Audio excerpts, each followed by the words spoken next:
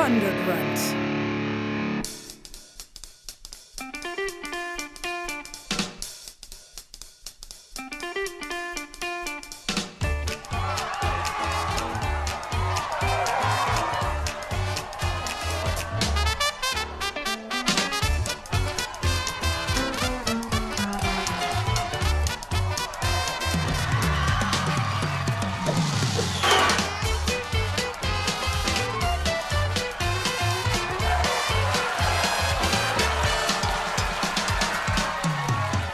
Hey guys! Bob. Rose. I don't know what that is. Welcome new to cheer. Writers Blockbusters, the show that treats the final cut of the movie like it's the script. I'm Bob Rose, and with me today is the other hosts. Jimmy George. I am Jimmy George. I am a screenwriter and script consultant, and my Twitter handle is @JimmyRGeorge. I am Jamie Nash. I am a screenwriter, and my Twitter handle is Jamie at. I'm sorry, that doesn't make sense. That's my email. It's at Jamie_Nash. That's what it is, I think. But double check me. Go double check me now. Press the follow. I'll let you know if I got it. Well, today we are going to talk about, I feel like it's something that I'm surprised we haven't done yet, but. Yeah, me too. Yeah. We're going to talk about Gremlins. Yeah. Merry Christmas. We're going to talk about Gremlins. It's like That's right under Die Hard in the is it a Christmas movie arguments, right? I would say there's Die Hard and then Gremlins. It's no contest, man. Yeah, seriously. Who wrote this shit? Is it no contest because Die Hard wins or because Gremlins wins? No, it's no contest because that more people argue Die Hard. I think that's the contest. Oh yeah. Die Hard's the argument. In some ways, on rewatch, I thought Gremlins was massively more Christmassy absolutely than Die Hard. Yes, I agree. Christmas in and out. I agree. Yeah, that's snow. I mean, come on. It's got the decorations and aesthetic way heavier than Die Hard does. Yeah. You know what though? Ever since we did our Die Hard episode, I've used Jimmy's argument with people that like I didn't care, but then Jimmy convinced me that it's a family movie with a family theme. Yeah. Hence I'm making glad. it a Christmas movie. I actually think that Die Hard is more thematically Christmassy than this movie, but yeah, that's a whole other discussion. Good. That's a good point. I heard somebody try to describe it today. Like if you can remove the Christmas from the movie and it still pretty much works. And I think Die Hard is that way. I think this movie, I mean, you'd have to come up with a different party or something, retirement, but it pretty much works. You don't have ho, ho, ho, how do I get a machine gun? But otherwise, and you don't have the great music. There's a lot of things that you'd have to replace, but just story-wise, it kind of works. This movie, a lot of the gags broke are up actually just a built little around bit. Christmas. It has that thing that maybe it has that premise paint kind of stuff. Premise paint. Where they spray a lot of talk Christmas about that. premise paint. Get into that. Yeah, well, I'll get I'm skipping ahead. We'll talk about who wrote it super quick. We'll set this thing up. Chris Columbus wrote this thing. He's written other movies. Chris we've Columbus. Is this the second Chris Columbus movie? done. Home Alone. We haven't done Goonies, right? We never did Goonies. Yeah, the trifecta. Yeah, I think that it's the second Chris Columbus movie we've done. Yeah. He did write Pixels too, so let's not get too excited. Right? He directed Pixels. He directed Home Alone, but he didn't write it. He didn't write. John Hughes. I don't know if he got a. I don't know if he got a credit on it, but I think it was all John Hughes. No, I think it was all John Hughes. It was John Hughes. Good point. Yeah. So this was it wasn't his first movie, but it's pretty much the one that put him on the map. I'm scrolling down here, my IMDb, because it was something called Reckless, which I've never seen, never really heard of. The only time it comes up is when I, research Gremlins, and they said, well, there was this other movie, Reckless. I don't know anybody that's ever talked about Reckless. Right. Have any of you seen Reckless? I have not. No. Okay. Have any of our listeners seen Reckless? Let us know in the Yeah. comments. It's great. Let us know on Twitter if you've seen You Reckless. should Let do us it know on on the another Twitter. episode. Yes. Send us a link to the illegal copy that you watch, because I guarantee you this is nowhere on the. No. It was like his student film or something? Is that what it was? No, I mean, I don't think so. I don't think so. Oh, I don't okay. think so. Yeah. So Gremlins was a spec script he wrote and he sold, and Steven Spielberg bought it and said, I want to make that movie. Or a version of it. A version of it. We're gonna get into that later. And, of course, Joe Dante directed it, and his fingerprints are all over this movie as well. I don't know how much I'm sure he did a ton of work, like in the guidance of the tone and things like that. I have a question, actually, when we get, and we might as well launch into. Let's just launch into. Yeah, go ahead. The development section. Tonally, you know what scene always sticks out from this movie that's just bizarre? Like, I get to this point in the movie and I'm like, whoa, how did this thing get made into this Spielberg movie? And it's that bar scene. The bar scene is just so kooky and weird. The bar scene is sort of Joe Dante, like pulp. Like that's It's like its own short film. It's so long, and it's like and I'm not saying this in a negative way, but it is long. It's like a 5-minute thing, and it's just like going around. It's little vignettes. It's also where the movie kind of admits that the Gremlins themselves can break reality, where they have knowledge of pop culture. They have their own clothing somehow. Yeah. You know what I mean? It turns into a Chuck Jones cartoon in that moment. It really seems like a completely different thing at that moment. Like, it's like, what did I just walk into? It's like, and I wonder, I assume there's nothing like that in that original script, which Jimmy took a look at. And I know in general about the original. There is not. It has to be. Yeah, I agree. It has Not to be Joe at all. Dante's doing that. Was what you're saying. Yes. Yeah. Yes. That's why when I watch this movie, I think, well, he doesn't have a writing credit, but to me, it's obvious there's some storytelling that's specific to his taste, sense of humor, style. Yeah, definitely. So they did 8 drafts with Spielberg and Dante. Jimmy, move your mic a little bit closer to your face. They did. I was trying to avoid sounding like I'm screaming at the. No, you're good. They did 8 drafts. Keep the mic, Jimmy. They did 8 drafts according to the commentary. They did 8 drafts with Joe Dante and Spielberg and Columbus together. So okay, 8 drafts at $40,000 a draft equal. So that and there's kind of a history of this. Like, I know the history of this. Like, Gizmo wasn't in the original draft. Right. Right. Yeah. It was basically like whatever the Mogwai was became Stripe or whatever, which really wasn't even named at the time. But they became the bad ones, and there wasn't a good one, and stuff like that.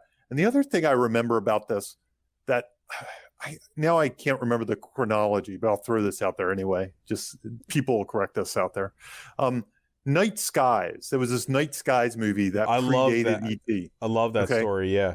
Yeah. And it was kind of Gremlins before Gremlins. It was based on a real life alien encounter. They were these little creatures that attacked a farmhouse. And that story had, if I remember correctly, because I did read that script. I didn't read these early Gremlins script drafts. That leaned more horror, right?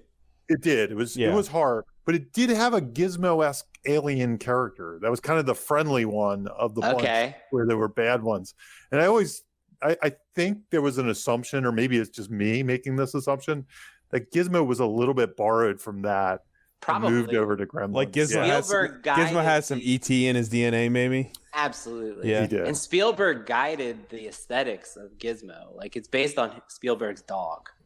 Right. So like, so I remember something like he wanted the color to be the same as his dog. Yeah, the King Charles. He had a King Charles, I think, Spaniel, and they took a picture in the Blu-ray of his dog and Gizmo, and they look exactly the same. Like they took the exact same markings and put it on Gizmo. So, because in the script, I mean, and I have a whole laundry list of this stuff that we can expand on, but I want to talk about it at the end rather than the beginning.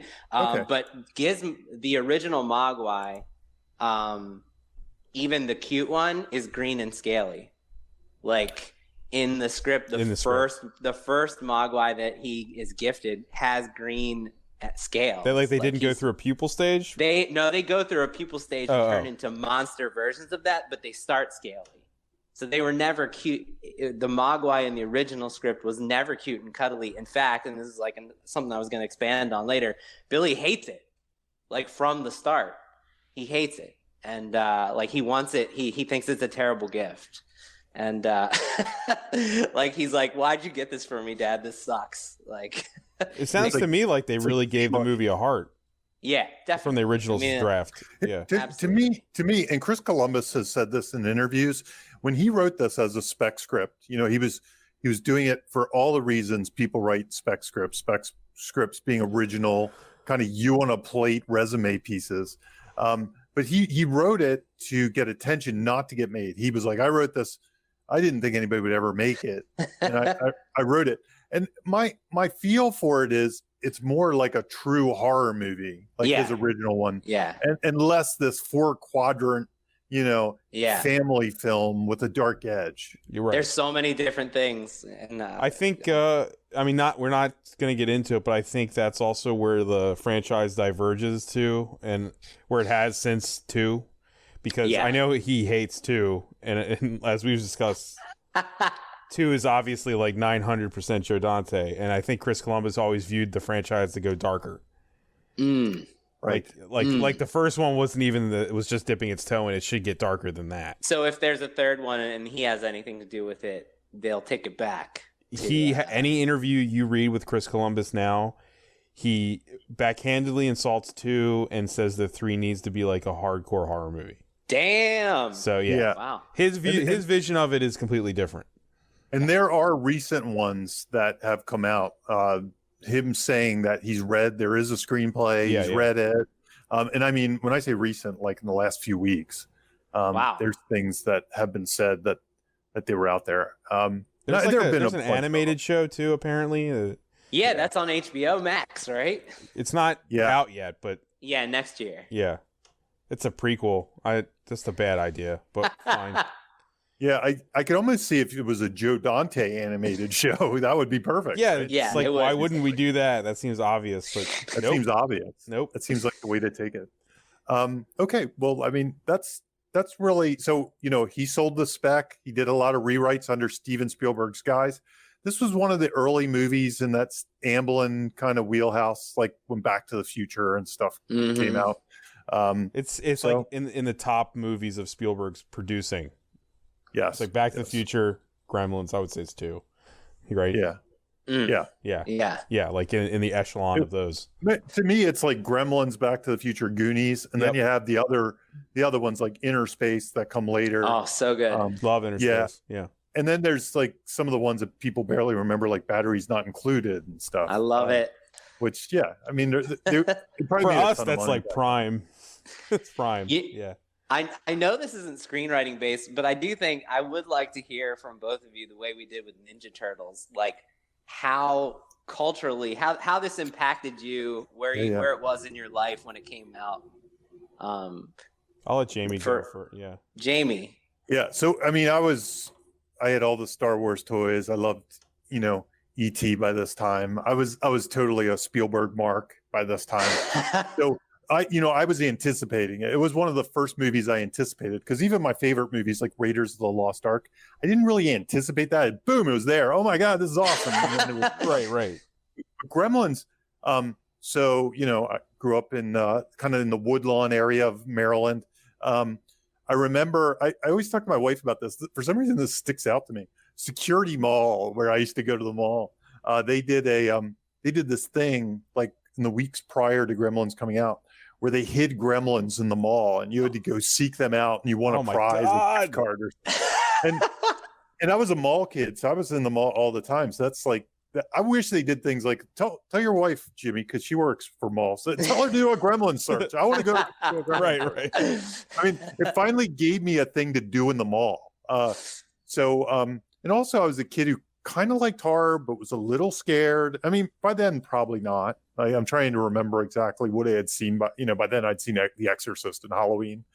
But still, so this movie was perfectly fit in my wheelhouse.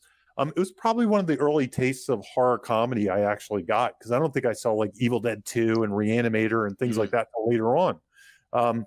So this was probably one, besides Young Frankenstein. So this is a major movie for me. I saw it multiple times in the theater. I probably saw it 5 or 6 times when it came out or something. It was huge for me. It was a big. It was That's right awesome. up there. I mean, that's awesome. I Jamie, you have not to out you, but you have a few years on me, just a few. I'm not saying that sarcastically. I'm just saying, like, You little jerk, Bob. I know. But I was trying to hold back my laugh. I know. Until Jamie said something. Well, he's so old. When we push back to that time, like 5-10 years actually matters. You know what I mean? Like when you're absolutely. That's why I wanted to ask. Formative. Yeah. I would say that number one. I mean, I'll say this up front. Joe Dante is my favorite film director. He always has been. Number two, what Jamie said. When I was younger, I was not introduced to horror.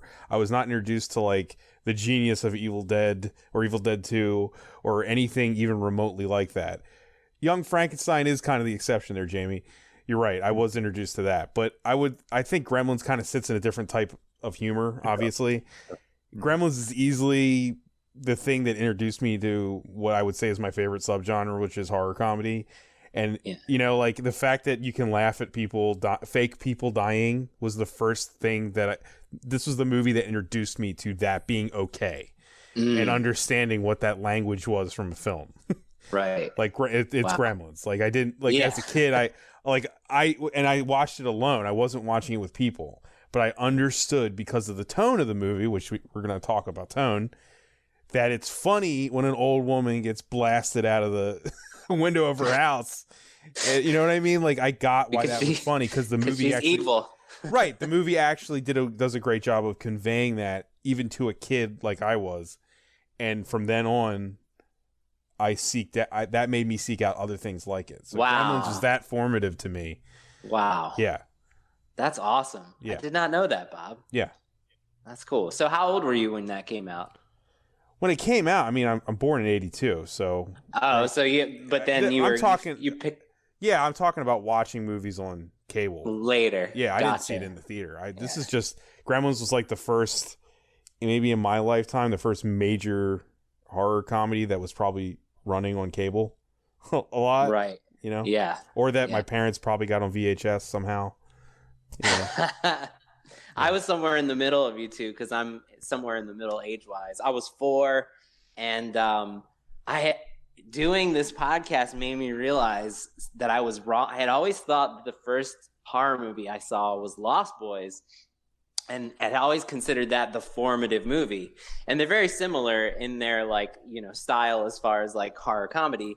But realizing this, I do have memories of seeing it in the movie theater. Like I remember it. And I asked my mom, and she said she did take me when they re-released it. They re-released it in the summer of 1985, and so I was 5 when I saw it, and it must be the first horror movie that I watched. And I had the Gizmo doll. He was like my precious doll. Yeah, like I had the Gizmo, and I'll never the original forget, Furby, dude. Yes, exactly. And like the original Baby Yoda. I was like, yeah, exactly. I was dangerously attached to it, and my parents were like threw it away to get it away from me, and I was like fucking devastated. But so for me, they actually fed it after midnight and had to murder it. And they had to destroy it downstairs. That's right. In the blender. So for me, doing this podcast has made me realize like just how formative it was.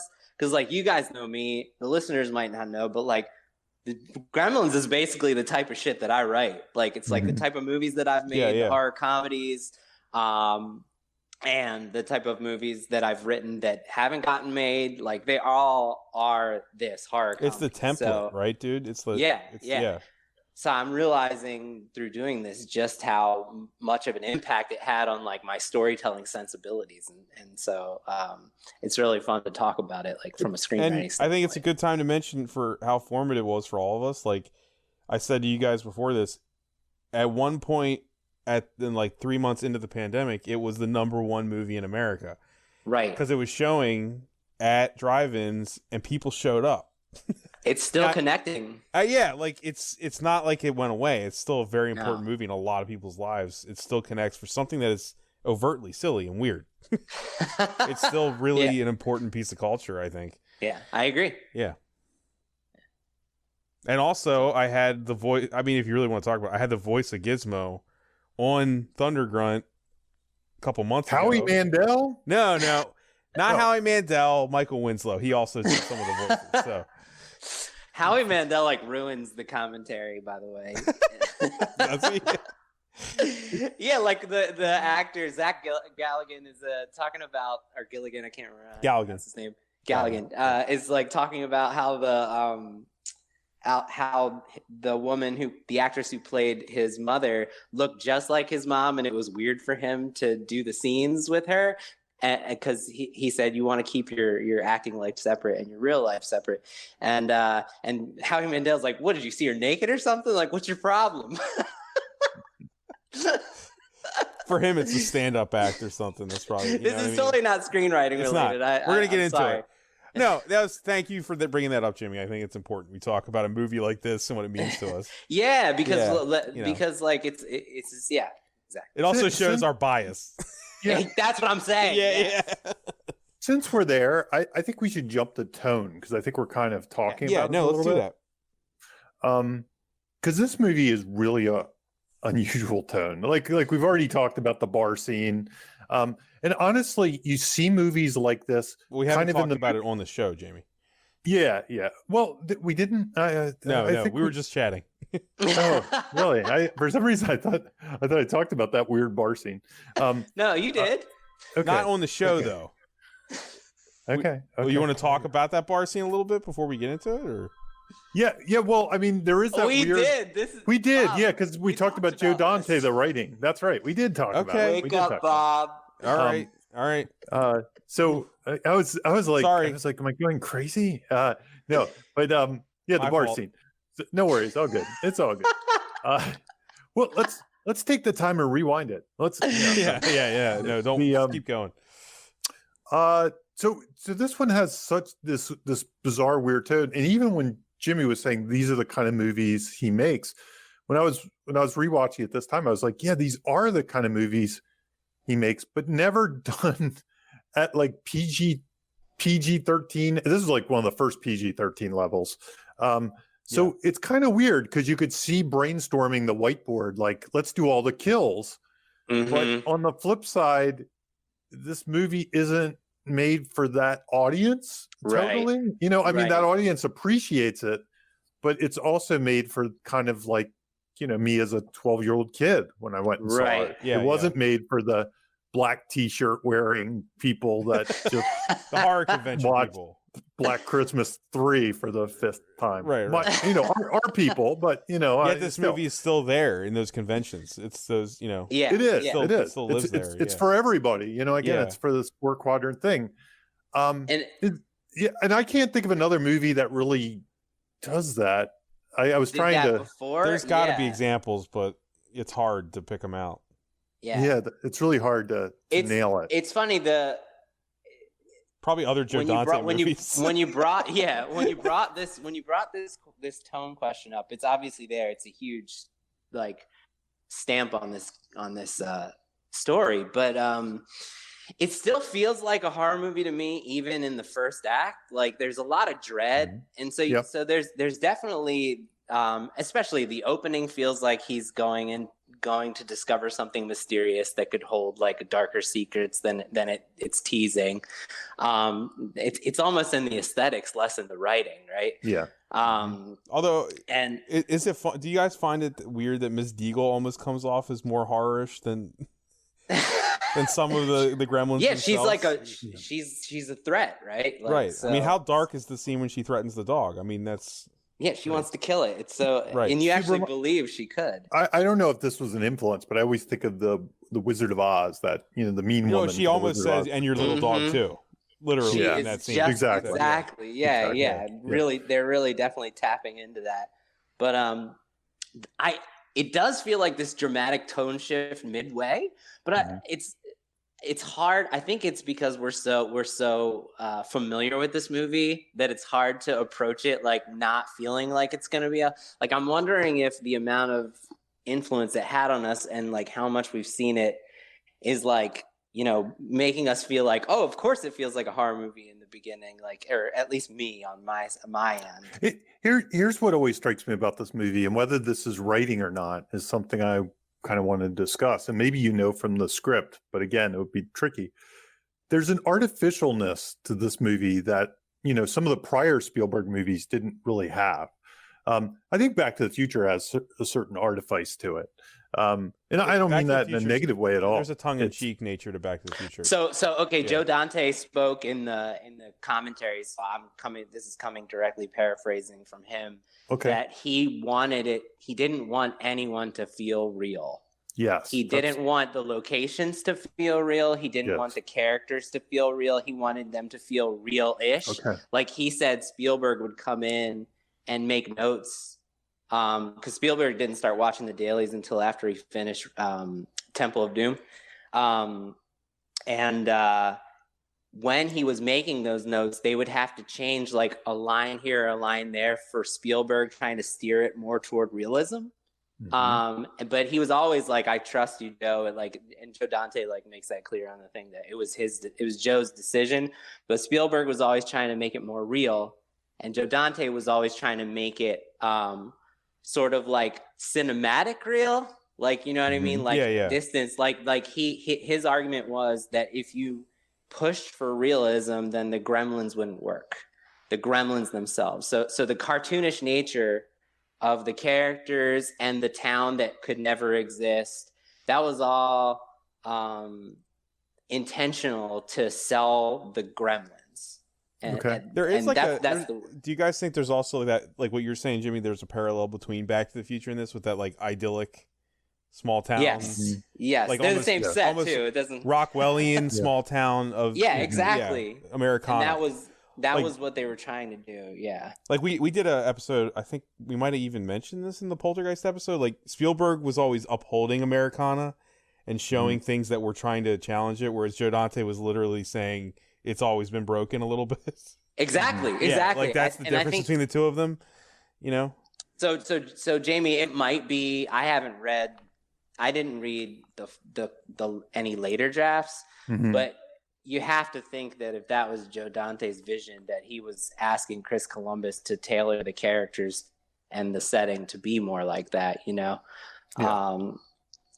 the setting in the original script, it's there, but it's not the same character that, you know what I mean? The town isn't as much of a character in the story in the early drafts than it is in the movie, So yeah. Yeah. Tone is tough. I wanted to ask you, Jamie, because you've talked about the tone scale in the past. The Batman movies, people who have never heard you talk about that. How would you use that from a construction standpoint for this movie? Like, where would you start? Yeah, I always what the tone scale is like, if you're having trouble with tone, or even if you're not, I always advise you to kind of think about movies that kind of reside in a similar space. I don't even know what they'd be in Gremlins. That's the weird thing. Gremlins is such a weird movie. So they said the meats, but I don't agree with it. Like they described probably like It's a Wonderful Life meets something. Exactly, meets the birds. Okay, yeah. Both Chris Columbus and Joe Dante said that, and I'm like, nah, that's like a preconceived. That's almost like a plot talking point. Like, there's a lot of little things that are attacking. That doesn't inform the tone at all. Yeah, it's not tonal. By the way, meets is usually how you inform tone. Like that's what it works best for. It's give it when you hear those jive tones, it's usually about it's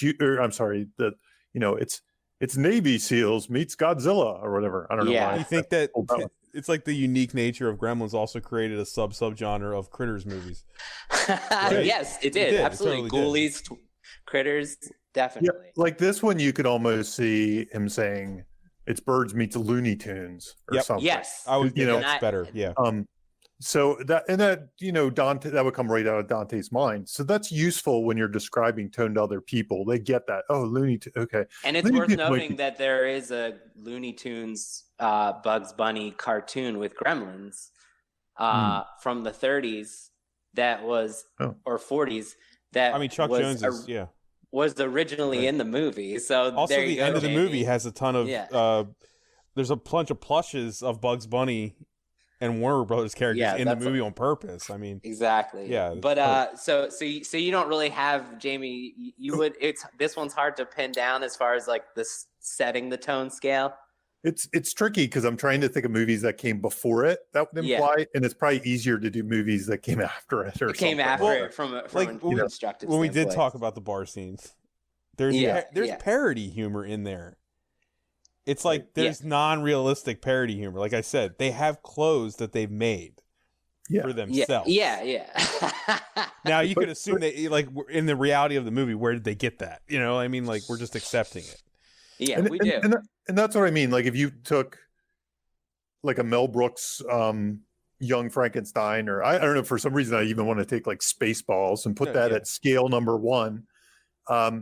And then all the way at the top, maybe number 7 or 8 is The Birds, because that's a pretty serious, realistic movie. Yeah. Where does Gremlins fit? It probably fits about a 4, maybe even maybe a 3. Maybe a 3. So you would set that number, and then that's like you can bounce between the 5 and the 3, right? A little bit. Yeah, and what I would hope you do, this is the thing with Gremlins, I can't think of what the 3 and the 6 are exactly. Maybe Evil Dead 2, is that the 3? Maybe Gremlins is that? I don't know. Is Gremlins kind of like, Gremlins is probably more goofy than Evil Dead 2. Like I said, Gremlins has jokes that break the fourth wall, in my opinion. It does. So the self-awareness definitely gets more extreme toward the end. But it can help you to kind of, even in revision or when you're questioning like what jokes fly, like would these fit in these other movies? Like would something to that broad or that parody or that breaking up with wall, would they fit in these other movies I'm trying to do? So at least you know what you're trying to do. Now you might discover you'd rather do the goofier one, or you might discover you'd rather do the more serious one. But at least you have a target and you're not just randomly like one. Because I bet, Jimmy, you probably see in your work some scripts that have one scene that's parody, one scene that's serious, and it just seems like the people don't realize they don't go together sometimes. All the time. It's one of my core notes is tonal balance, right? Is your tone balanced? And then what I do is if I find that self-awareness scene where there's one scene that's a fourth wall break in the whole script, I'll set that aside, and then I find another scene that's like a completely different level of awareness, like taking itself serious to the max. And there is a balance, right? Like Shaun of the Dead, when his mom dies, there's no jokes being made. Like Shaun of the Dead, when it needs to be serious, it's serious, and there is a balance to strike. But creating that specific list of like, okay, we're going to be at a 3 and we can strike the balance. Sometimes we can hit a 4 and sometimes we can hit a 2, but we can't do a 7, right? It's really helpful. And I definitely, what would you consider the dad speech in this movie, though? Well, the dad speech is like, I mean, it's a dark comedy, right? So I think it fits. It's fitting. And Joe Dante actually, in the commentary, I mean, it's pretty widely known that he fought for it. But in the commentary, he specifically states that what won the argument with him with Spielberg to fight the suits is that Joe Dante said this is the tonal compass. This speech is the tonal compass for this movie. This to me captures the essence of the movie, and if we take it out, then its heart is gone and the rest of the tone isn't going to work. So it's interesting that he thinks that is like sort of like the glue that holds the whole thing together, that speech tonally. It's weird too, and this is just me. This is totally my persona coming out here.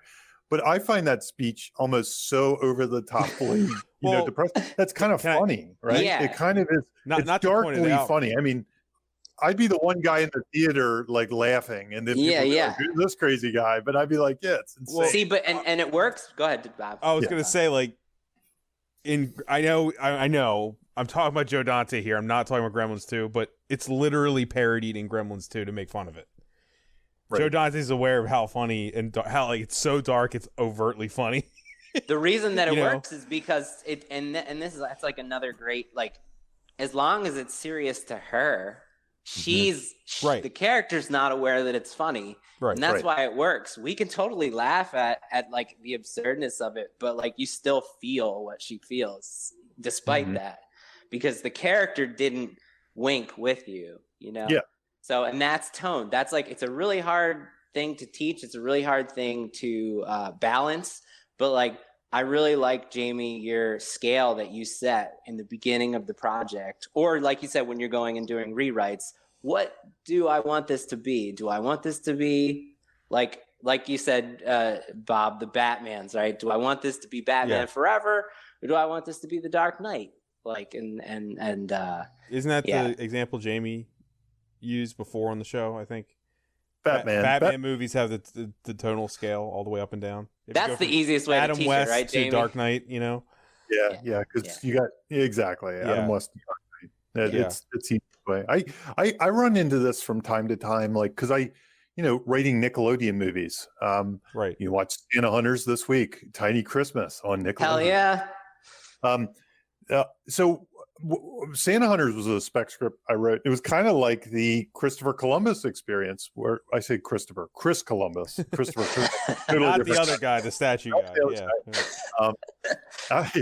After he discovered America, but he didn't really, and eliminated the native. I don't know. Right. But we won't get into it. But the I ran into the same situation with Santa Hunters in a much less spectacular than Gremlins way, but it was I was writing it kind of as a Goonies kind of thing, or but maybe a little more grounded even than Goonies, maybe a little more realistic. I was kind of making this thing. It does have Santa Claus in it and stuff, but the tone was a little different. But then when Nickelodeon got it, they saw it, and when they read it, they were like, "This is perfect for Nickelodeon." I was like, "It is." And then when I started to write for Nickelodeon, I studied their stuff, and this is something when I originally got into screenwriting, I thought I was a comedy writer anyway.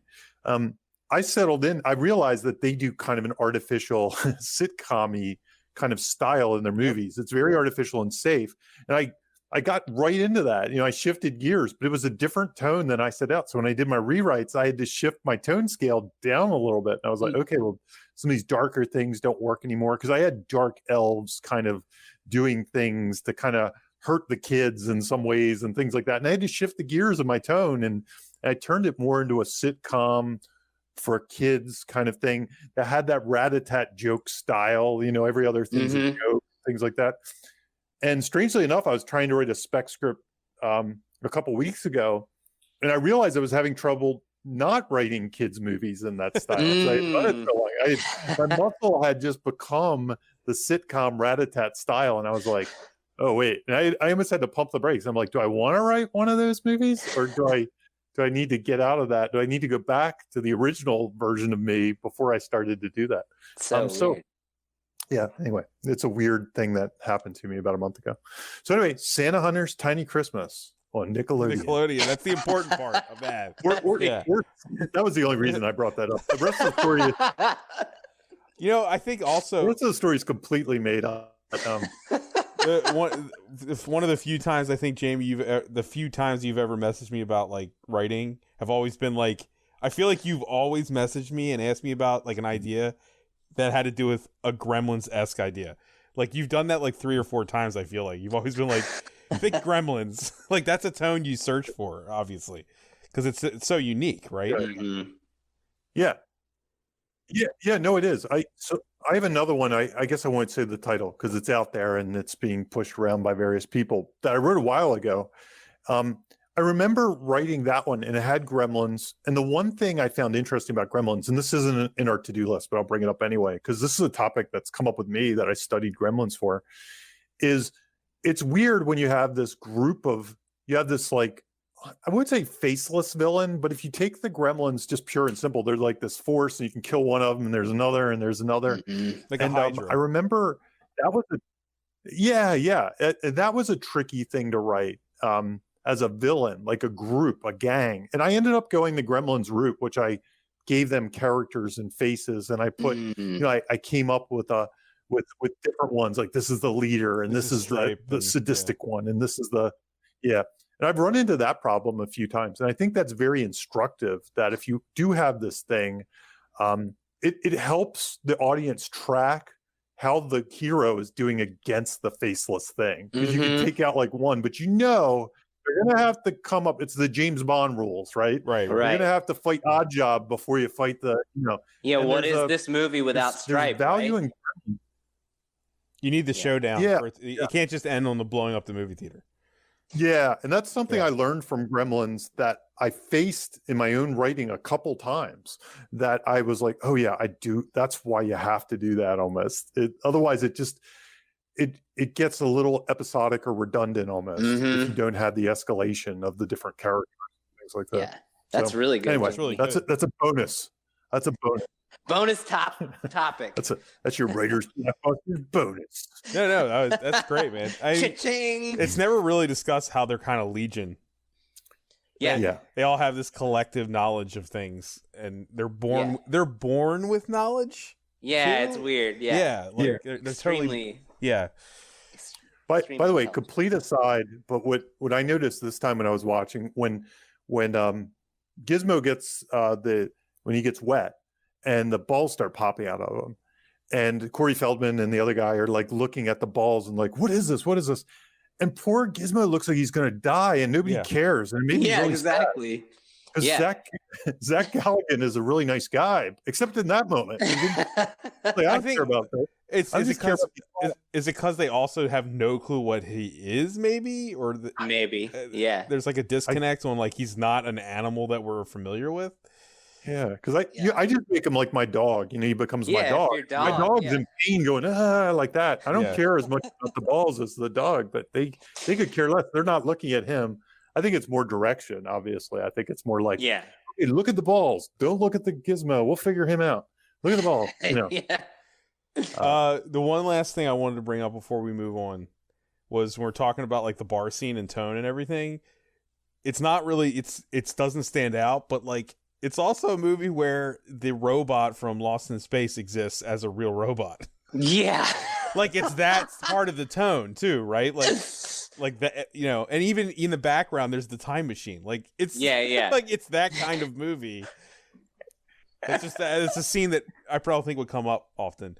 But yeah, like that robot's supposed to be real. He used this phrase in the commentary that I'm going to use forever. I love it. He says he never likes to have a frame of the movie where he isn't doodling in the margins of the image. He said he always wants to have a doodle in the margins that's something is going on interesting not in the main focus of the audience. So like if you notice this is so again not writing, but I didn't notice this until they talk about the commentary.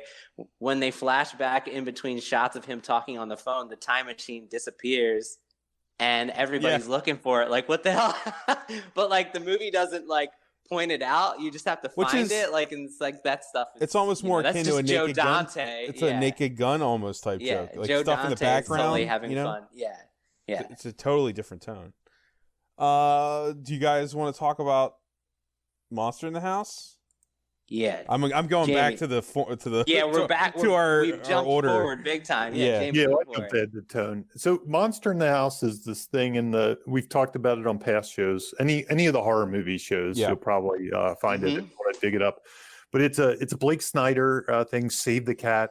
It's one of his genres. His genres are basically story patterns that he finds, and he has a list of. I should know this by heart. I can't remember if it's 8 or 10 or 12. I should know it. I could probably do them by memory, but I won't bother you with that.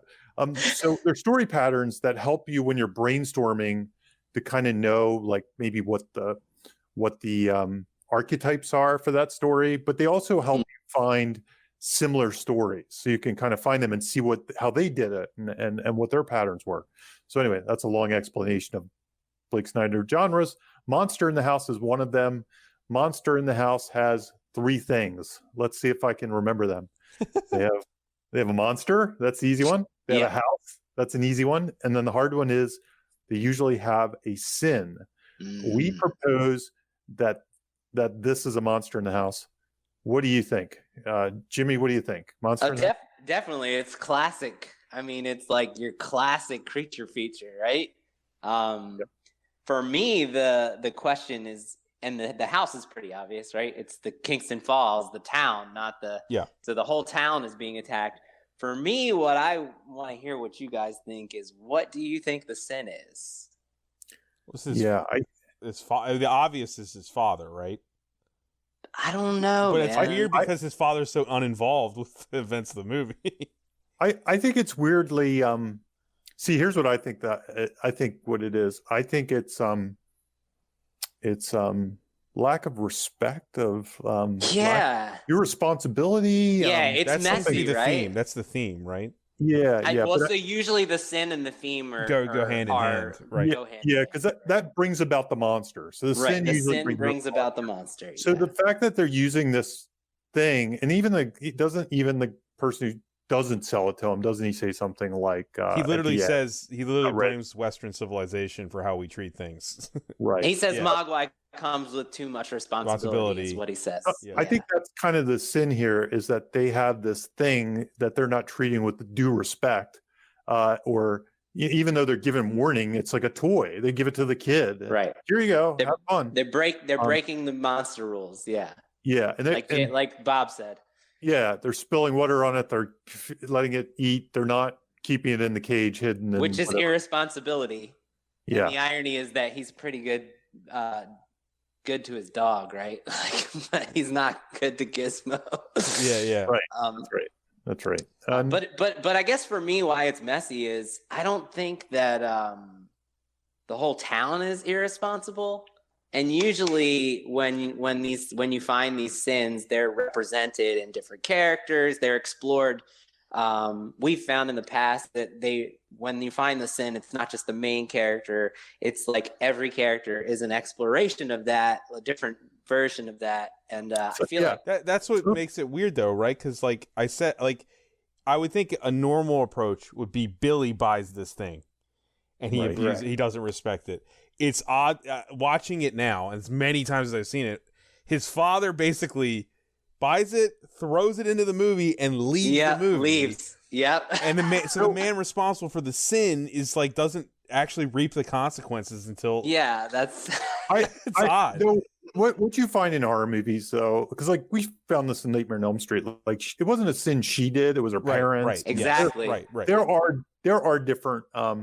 The hero doesn't always do the sin necessarily, or isn't as culpable. I mean, even in Jaws, it's not really his choice. Probably would be. Let me rephrase. I don't feel like his father is even affected that much mentally, even in his character, by what he did. People are dead, and he's just kind of like. In fact, his father's pumped. Don't you remember? His father's like, "We could sell this. Yeah, we could sell it. Helps their pet." Well, that's before people die. I'm talking like when he finds out what happened. He's like, "I'm sorry, I didn't know." It's like, no, dude, you killed people. I mean, it's your fault, up, man. Yeah. But that's not represented in the movie, really. And the thing about it is, the lead character is such a nice guy. You don't really feel like he needs a big arc. No. You know? Right? Yeah, he's like Lamb the Wolf, basically. I think there's not much to him in that way. While there is a sense of him kind of stepping up and like feeling responsible to save the day because the gremlins are out and about, and he kind of takes it upon himself to save the city.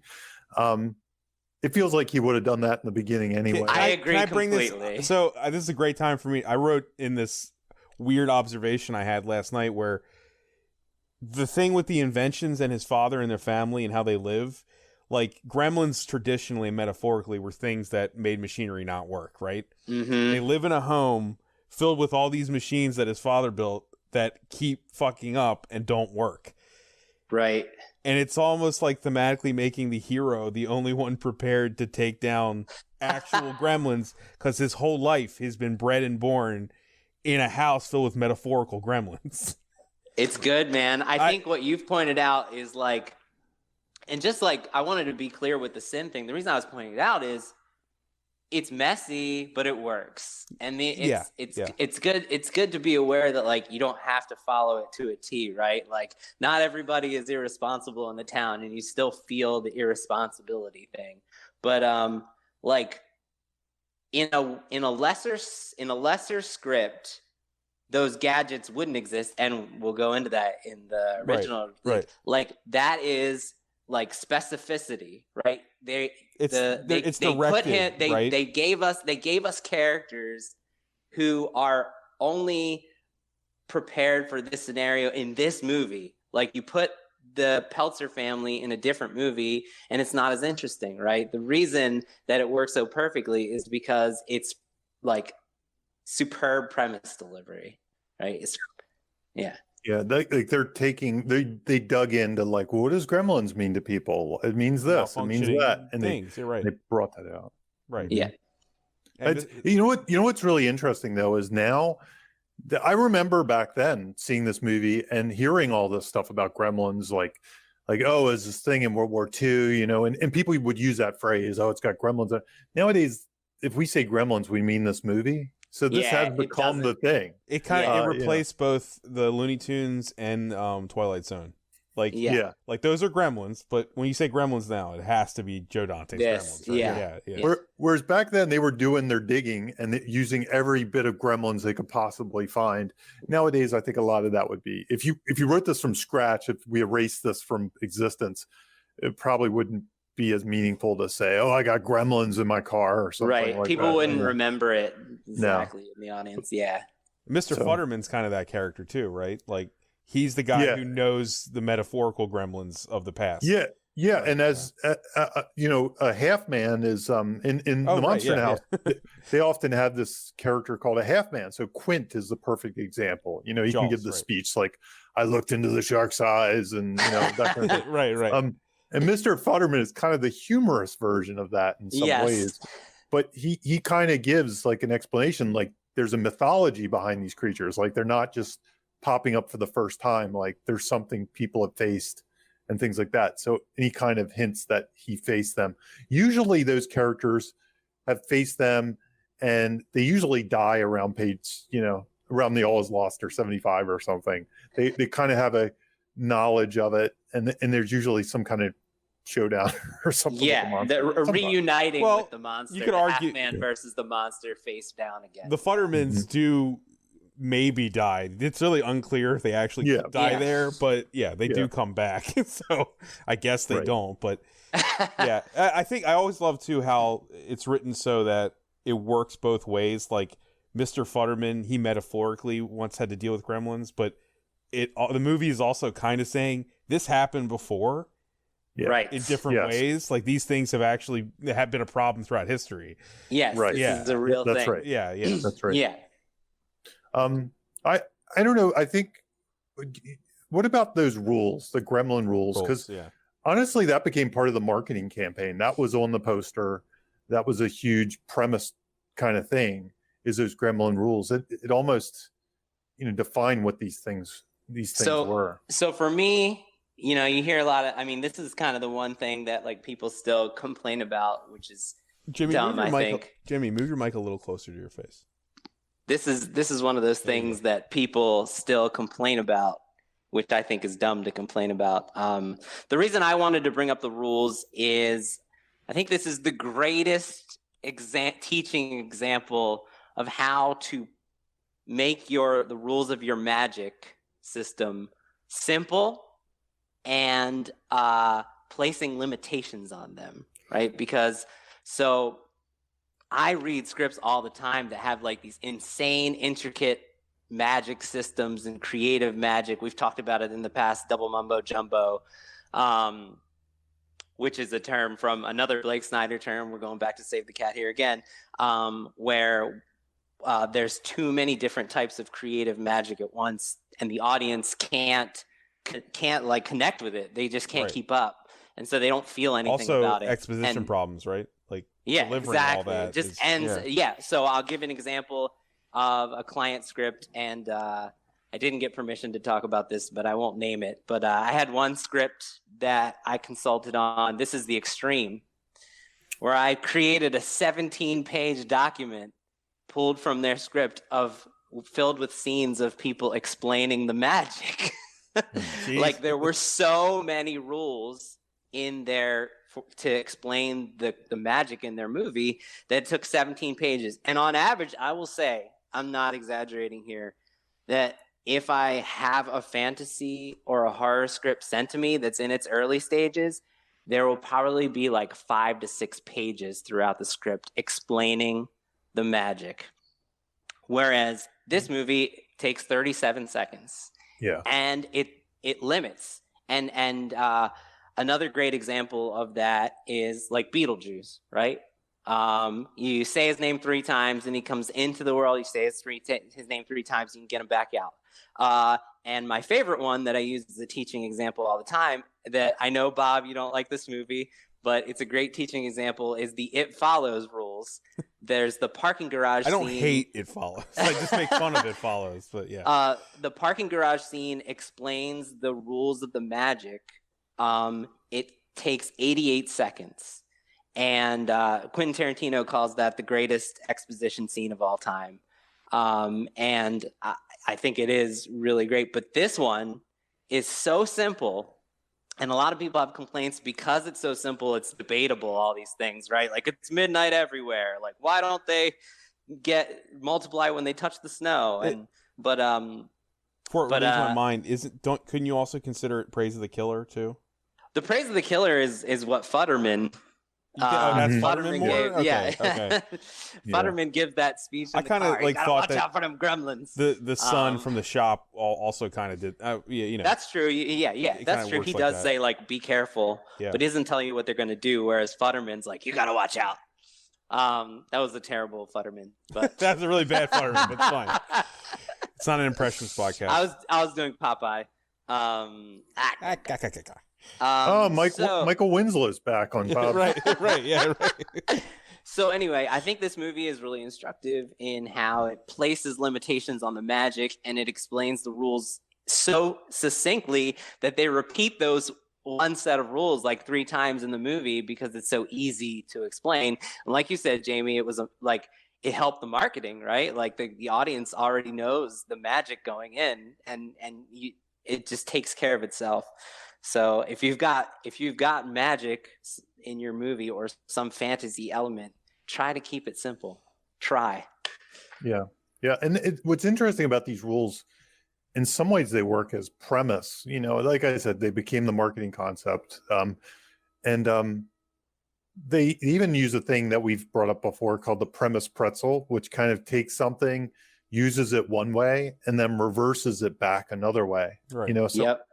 In this version, bright light is kind of like a thing to protect Gizmo about, but later on it becomes a weapon. And and same thing with Stripe, where it seems like water hurts Gizmo, but Stripe wants to multiply. Yes. So they keep doubling down on these rules. Like they keep twisting them and turning them and looking at them from different directions. And that's how they get the twists and turns. That's where cleverness comes from in writing. Mm-hmm. Like when I see that in screenplays, I'm like, okay, this person is good. They're not just, because a lesser screenplay would just keep adding or something, or things that could be in any screenplay. You just be like, but these are things that are unique to this particular concept, and that's what always makes great screenplays. Specificity, right? Yeah. Specificity. And they reduce out of that orange, to use another metaphor. Squeeze that orange. Yeah. They definitely went to the whiteboard and they were like, okay, how are all the ways that we can explore sunlight as a threat to them? How can we make it like all those things? So yeah, I agree. It's awesome. It's sort of, it's like what people say about structure. Like if you're writing an arc plot movie that you want a tight structure, learning structure can set you free to be able to play with it, right? And do interesting things with it. Well, if you have rules, the rules can actually set you free if you have rules that are simple, the rules can set you free, and you can build your premise delivery based off of those rules. All the very interesting, different ways you can stretch it. Like you said, Jamie, premise pretzel. Yeah. So. Yep. And like you actually what was that thing you posted yesterday, Jimmy, where like you were praising the movie for not over explaining? Yes. I really like that. In a little while we'll go into the original early drafts versus sorry. No, but I'll go ahead and quote it while we're in the rules.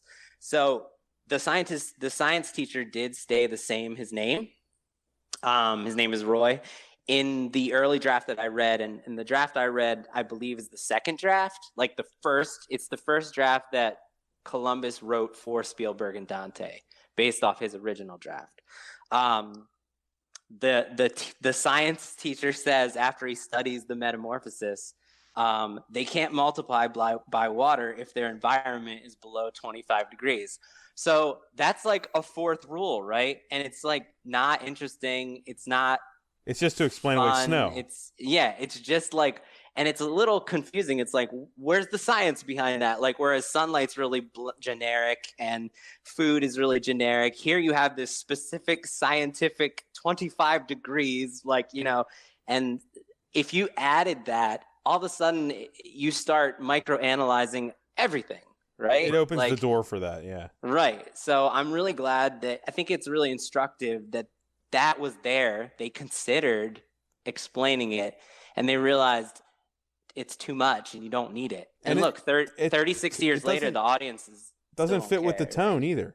Yeah, exactly. Tonally, as a line, grounded. Doesn't fit, right? It's grounded, right? It's more grounded. Yeah. We're in that artificial kind of world. We don't need that. Exactly. Midnight means midnight. That's all we need to know. Exactly. It doesn't mean midnight here and not midnight. Yeah. So here's the thing. Here's the thing about screenwriting.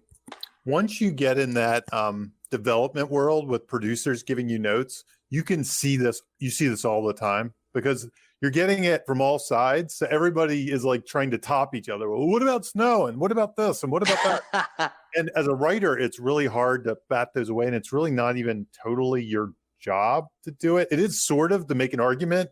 But if you got 10 producers each throwing you those, you tend to put that shit in. And then what happens is the director comes on and says, these are all producers. They start taking them out, or in the edit room, they start taking them out. Yeah. Anyway, it's a problem for another day when you get 10 producers sending you emails about things, because you can tell, you can read a draft and say, oh yeah, this one went through that round. And you just kind of go like, yeah, you don't need any of that. You could scratch it out. That's awesome. So do you think that it's possible this was them just addressing a producer's note somewhere in the line? That sounds like Very my possible, life. yeah. That piece of dialogue sounds totally like my life. That's amazing. Like it's something. It's mechanical. It doesn't really add to a character, a moment, or anything. It just who knows? Christopher Columbus and Joe Dante might have had a whisper session, like, just put it in there. I'm not going to keep it. Exactly. That's usually what happens with me and the director. They're just like, just put it in. It's easy. That's an easy note. Like when I get those notes, don't film it, and then just not going to film it. When I get those notes, it's easy. It's a lot easier to do that note than to say, well, what if the kid were instead Sylvester Stallone and he was a cop, or, and it's like, whoa, what? And I gotta rewrite the whole script. When you get that, how do you explain the snow? I'll just put some stupid line in there. It's like, fine. And you do that. As a writer, a lot of times you end up executing those because you're like, oh yeah, I hope I only get notes like those because they're easy. I can do those and send them back in the afternoon. It's the other ones that take a month. Gotcha. If you That's guys, awesome. Jamie, I don't know if you've ever seen this movie, Thank You for Smoking. I don't know if you've ever seen that movie, but there's a moment in there where but I saw it back in the day. Rob Lowe, as a movie producer, is like trying to pitch a movie where they're smoking in space to promote smoking, and they're like, well, how are we going to do that? He's like, well, we'll just invent a line where they invented the whatever. And he's just like literally going to force a line in there to explain it. Like it's just exactly this. Yep. Oh man, that's awesome. Now some writers actually have that kind of brain themselves, and they might do that, right? Yeah. And so who knows what the real story is. I think that's a human instinct to do that. I mean, explain totally. it away. Yeah, right. absolutely. Honestly, as a writer, it's hard to debate it. You know what I mean? Yeah, Because yeah. it's true. It's like, well, what about, I thought it, maybe somebody else will. Yeah. You're not the owner of everybody's minds. It's what I call an insecurity line. It's the writer understands that that their rules are debatable, so they're trying to put a patch on it. Which is I like what you said, Jimmy. Like, you open the door to the questioning. If you do it too far, you open it. Like, how come? Like, at the end, Stripe puts his finger in the water, but his back starts multiplying. Right. At that point, I remember even as a kid, I was like, well, I thought he would have to be covered in water. Like, so you're inviting all that. You're inviting all that. The more you microanalyze and the more rules you add, just like I said, like you're the inviting more rules that. you you're add, inviting it. Yeah. the more complicated it gets for the audience experience. And there's more wheels turning that don't need to turn, and they're taking you out of the moment. And so like that's once again, that's just supporting the notion that simplicity when it comes to like the rules of your magic is always helpful if you can do it. Yeah. Yep. I feel like we talked about this in Bill and Ted and Endgame too. Yeah, like definitely. All the rules of time Endgame, travel that was stuff. 29 movies full of magic rules. Yeah. right. The impossible task. Right. Yes. We already sort of talked about it, but you guys want to talk about Gizmo? I mean, you kind of covered Gizmo versus the Gremlins, Jamie. But do we have anything left you want to say on that? I've got the book report, guys. Okay. Well, so I want you to interrupt me, so it's not just me talking. Okay. That's what the people want, Jimmy. It's just you talking. So we did this on 3 episodes. I went to the greatest writing seminar I've ever been to about almost 20 years ago.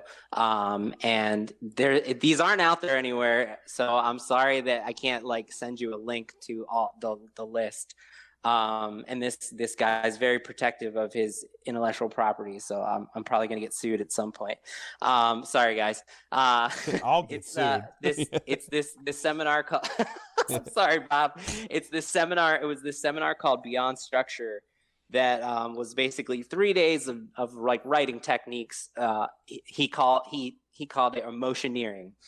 And what he argued, we did this on the Joker episode first too. We showed how so he argues that there are specific writing techniques that you use to get the audience to feel empathy for a character. And he has a list of 40 he calls them rooting influencers. And we did this with Joker, and we tried to like go down the list and try to figure out, why do we feel the way we feel about Joker despite like what he's doing in the movie and like how shitty it is. And we found that like in the first 20 minutes there were like 15 like over the top in your face rooting influencers that like all movies use, that it's sort of you don't realize it when it's happening, but you feel it. Right. And that's why it works, that you feel it.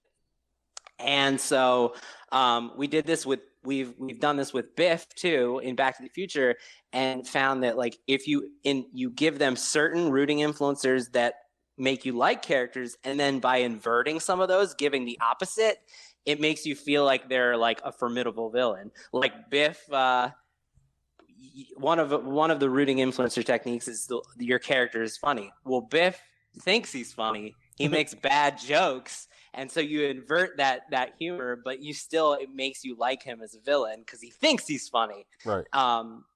So what I noticed was I wanted to get to the bottom, because like we love the Gremlins, right? Like, but why? Besides their aesthetics and besides the puppetry, like there's something there in the craft that makes you feel the way you do about these monsters. And I wanted to kind of like dig in and see if they had like the reverse rooting influencers, right? And they do. So I'm gonna go down them, and you guys chime in and tell me what you think. And what I realized is I'll just give you like 10 instead of like there's like 50. So there's like 50 uses, even though there's only 40 rooting influencer techniques. What they did was they gave the rooting influencer to Gizmo, and then they inverted it and gave you the opposite when the Gremlins are doing it. So, okay, here we go.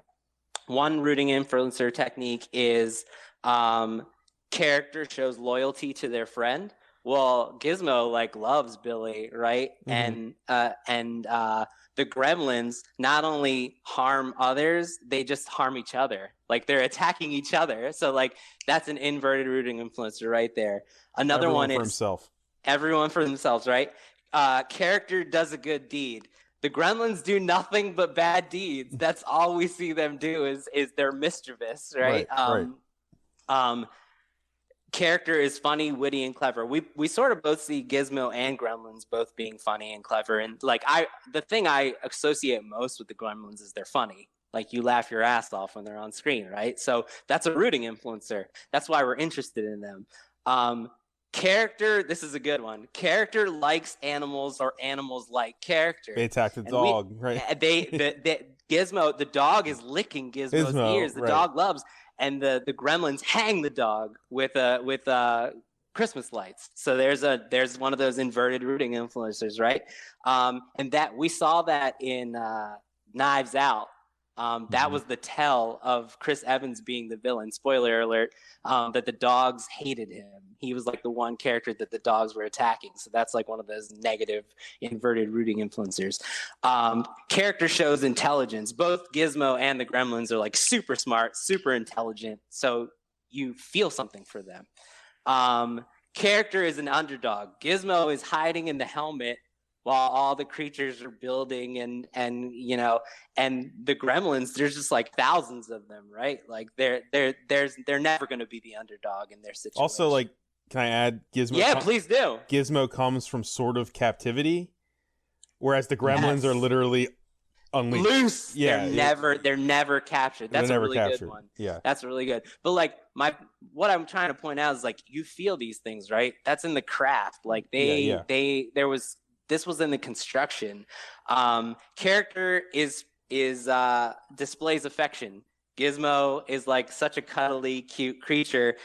Gremlins do nothing but inflict pain, right? Mm-hmm. They like, and so here's the last one. Character displays artistic talent.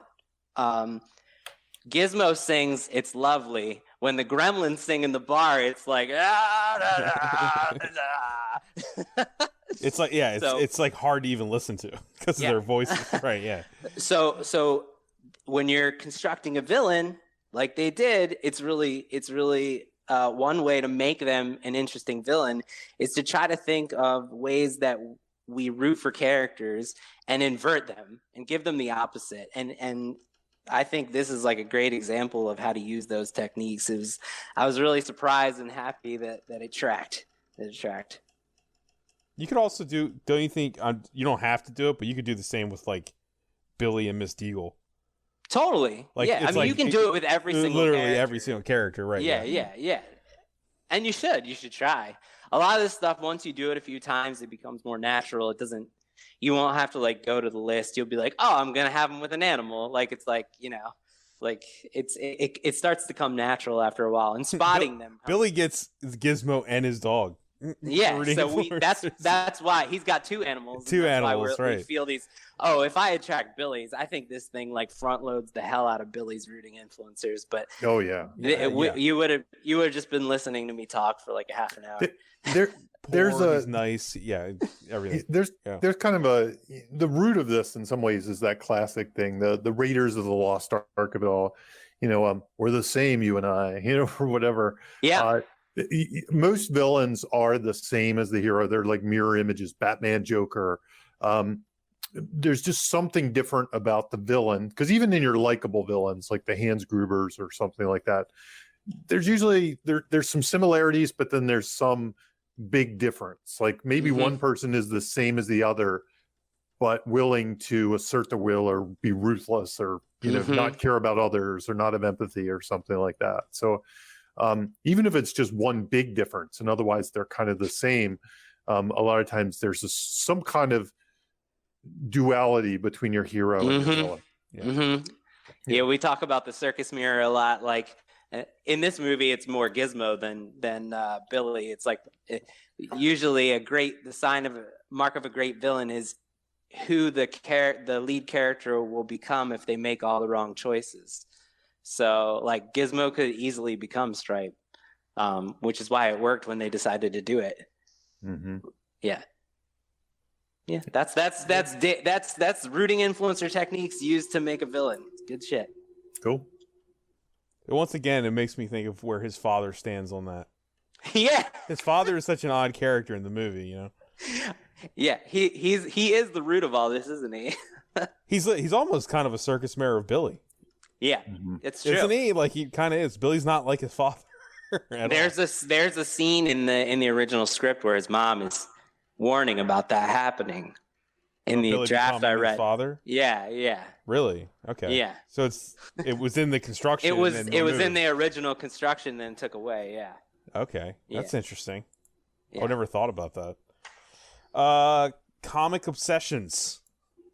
Man, I feel like I've talked about this enough that you guys could take this away and I could bounce off of it. Yeah, but people don't listen to every episode.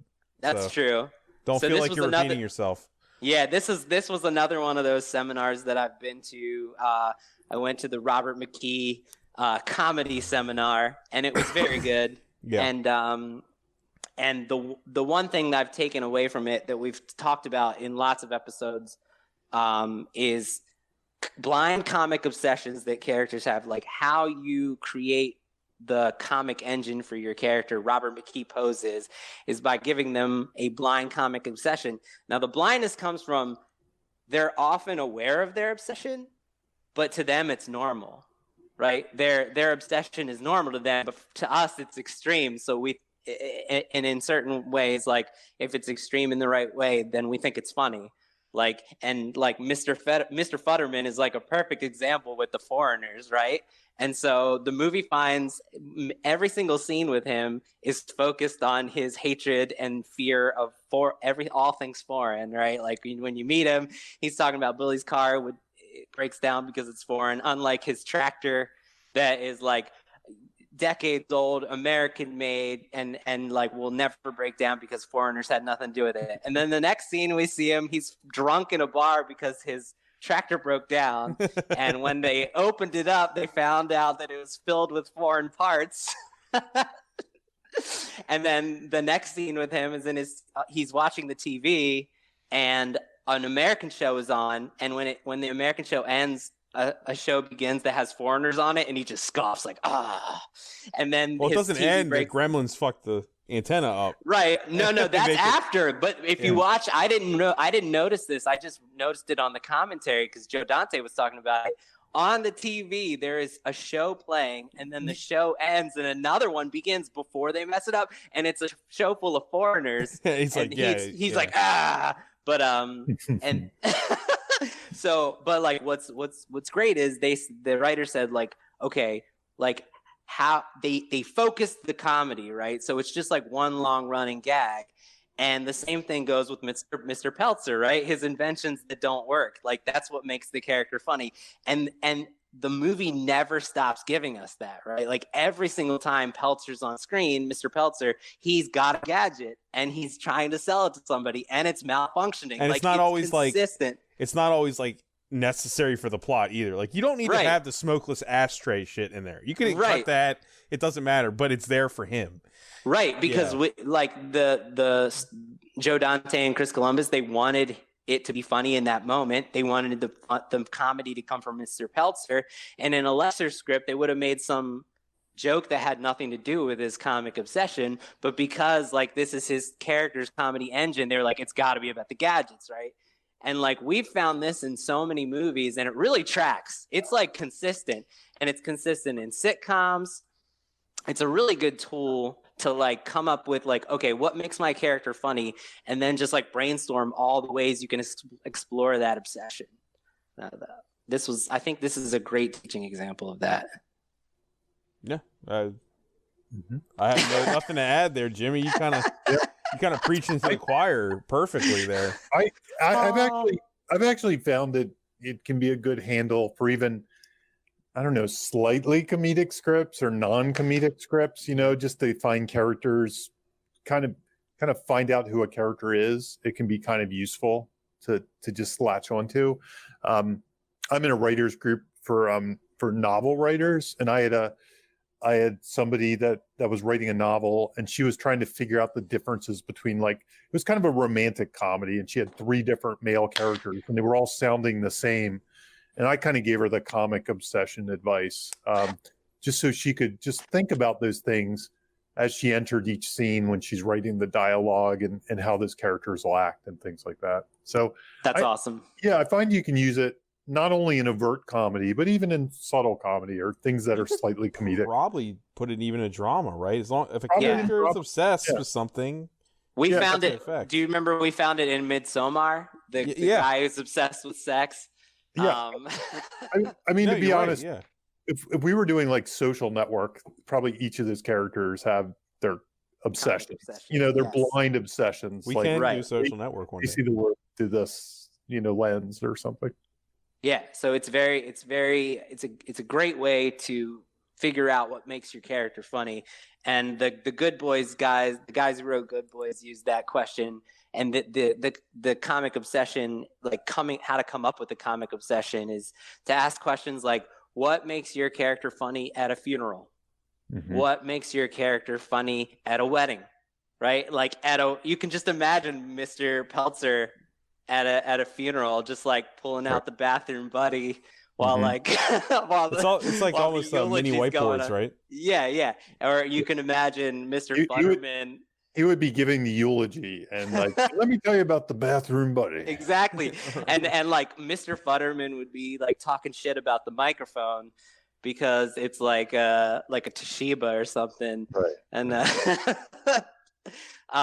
so it's not just what the character wants, it's what they also see wrong with the world.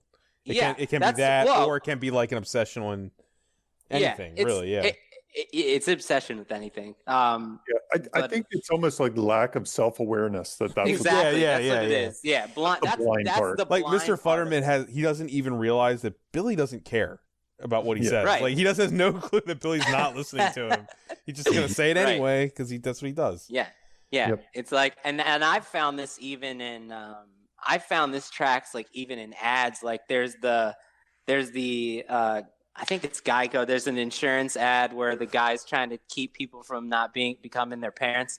And the woman who puts the pillows on the couch and like there's too many pillows. So like she can't sit down and she has to have somebody point out to her, like, you do realize if you put this many pillows on the couch, no one can sit there, including yourself. And she's like, oh, and she's getting like freaking out when he's pulling the pillows off. That's like a blind obsession, right? So it even like works in like 20-second bits. Like you can use it. So yeah.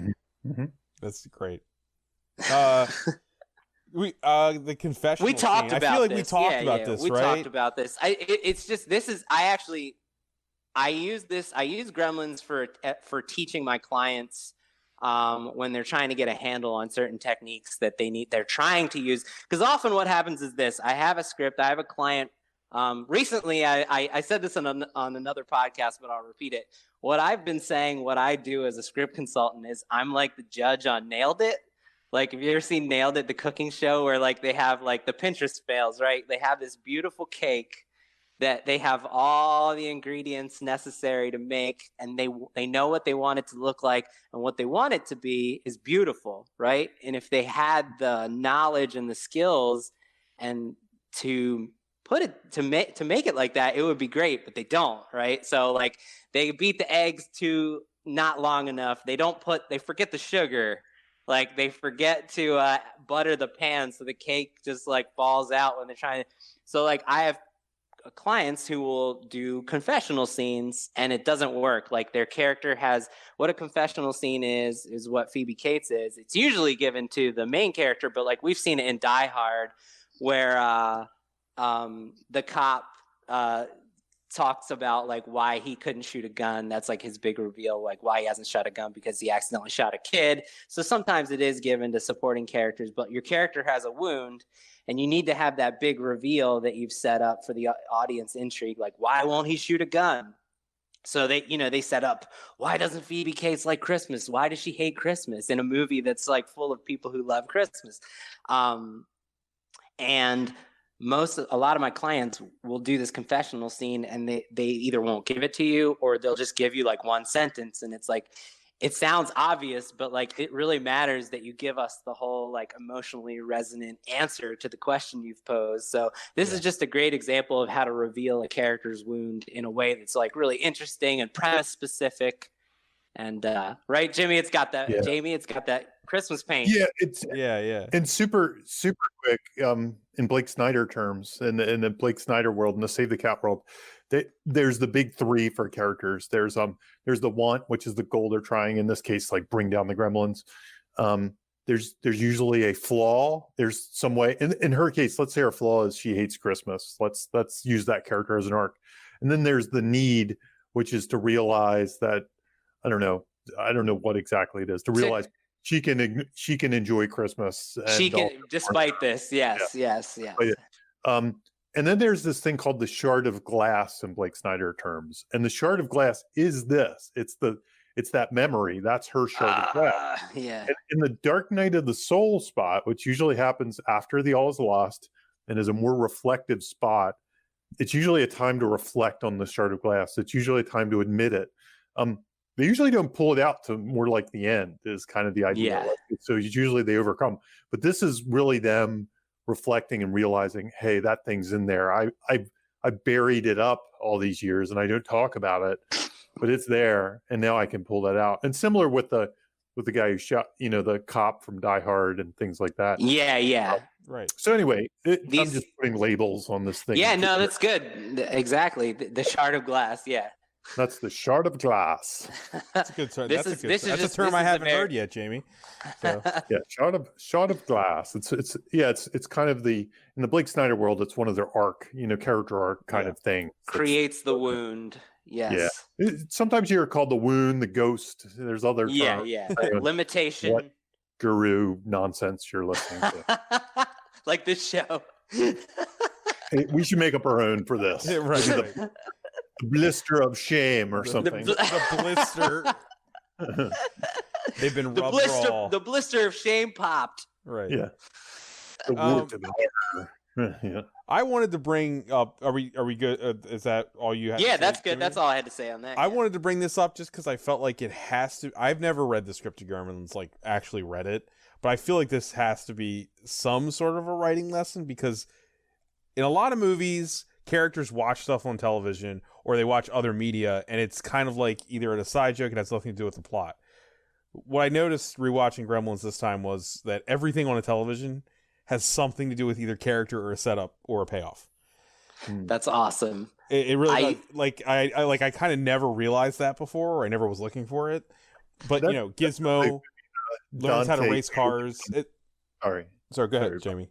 That sounds like it could be the Dante doodling in the margins thing. Yeah. But it sets up Gizmo liking race cars. It sets everything that happens with Mr. Futterman. You could also argue that his mom watching It's a Wonderful Life and calling it a sad movie is thematically present in the whole movie itself. Be. And yeah. She's even watching the happy part of It's a Wonderful Life and calling it sad and crying. I would double down on this and actually say not only everything on TV, but somebody once said this to me early when I started to write. They said everything is a setup or a payoff. Mm-hmm. Yeah. Or it doesn't belong in the script. And it's a good test of your script. If you have things that get set up but they don't get paid off, or you have payoffs that aren't set up, but there's a question. Perfect example of that is the joke at the beginning, Jamie, when Billy says, "Hey, Dr. Moreau."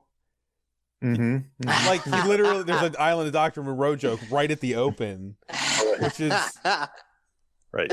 That's awesome, man. I didn't catch that. Sorry, Jamie, I didn't mean to cut you off. No, you didn't. No, you didn't. That's a great segue. But that's all. I think you bring up a good. I think it is awesome that they do that, and I didn't realize all that. I know that they did say, because I said I didn't read the later draft of the script, but he did say that certain things they shot something on the TV and then they couldn't get rights clearance, and so they had to go back and change what was on the TV. But what was on the TV was always definitely intentional to do, and had a purpose. Yes, absolutely. It wasn't just throwaway. It was all relevant to the story. Absolutely, I agree with you, man. Yeah, it's And not that just is- scene dressing. It's not just that scene is dressing. that's craft. Yeah. Yeah, absolutely. Although it is like you have to be careful like what you write in on a TV in your script, because like a lot of times it won't get to stay. Right, You know? yeah, it's a rights issue. Rights issue. But so I wanted to talk about, this is a good segue, the deleted scenes and why they're instructive. Okay. So I listened to you guys like chime in, tell me what you think, like react to this, because like a lot of this, you said neither of you were aware that the original cut was 2 hours and 40 minutes. I was not aware of that. How long is the It's like current cut? it's like an hour Anybody? and 50 minutes, so almost an hour longer. Okay. There are some things that are obviously like set up but aren't paid off in the movie, and some of those are in there. Okay, I'm gonna go down, and we did this in case anyone's interested. We also did this in the Midsommar episode. This was before they actually released the full cut, but there was a script out there that had all these deleted scenes, and we talked about how that would change the movie. So I want to talk about how keeping these things would change the movie. How would it change the movie? The first scene, the opening scene, there is a previous scene in a previous Chinatown shop where he goes to the store owner. He says the exact same spiel. He says, I'm looking for something, line for line. And that scene is actually on the Blu-ray where you can watch it and see. And it's literally the same scene, except he fails. So it's like you get this 2 minutes at the beginning where he's just looking through a shop and doesn't find it.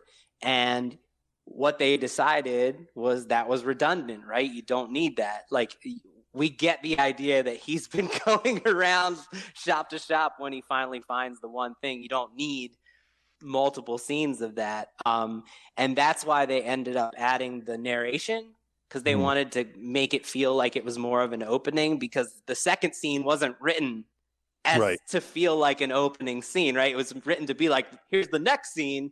So they did a patch. You know what's interesting about that is the scene after he gets the Mogwai was always weird to me. When he walks out, it's kind of slow motion, and they do the narration. Like, that scene always was weird to me. I was like, this is kind of weird. That was like an editing thing, I think, almost.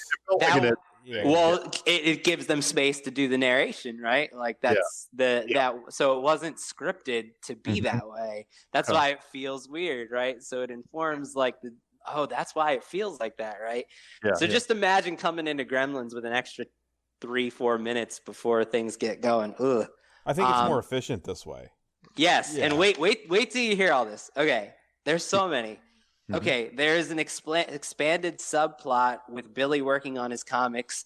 There's more drawing scenes, which we see these are on the Blu-ray as well. There's more drawing scenes, more discussions about what the comics are about, and more talk about his desire to get them published, about his like dreams and aspirations. And they cut that. And once again, like, do you need that? Like, if that's in the movie, how do you guys feel? Well, like you said about the characters not being real. Do we need more? We need more flesh on Billy. That's right. If that's a good point. Like, it would make him. That's pushing the realism. It sounds like it gives him more of an arc. If I compared it to something, it'd be a little bit like Back to the Future, showing the music scene, like auditions a little bit. Yep. And we'll get into that in the original draft. There's stuff like that. Okay. There is a subplot, and they actually shot this, and this is actually in the Blu-ray as well. There is a subplot with the bank manager, the old guy, where he's obsessed. He has a comic obsession with punctuality. He's constantly pointing his watch. Billy's late, and that pisses him off. He takes him into his office and gives him a whole monologue about being late all the time and the importance of punctuality. And there's clocks all over his office. There's like all these timepieces, and there's like an hourglass and like all this time stuff. So it's like funny, right?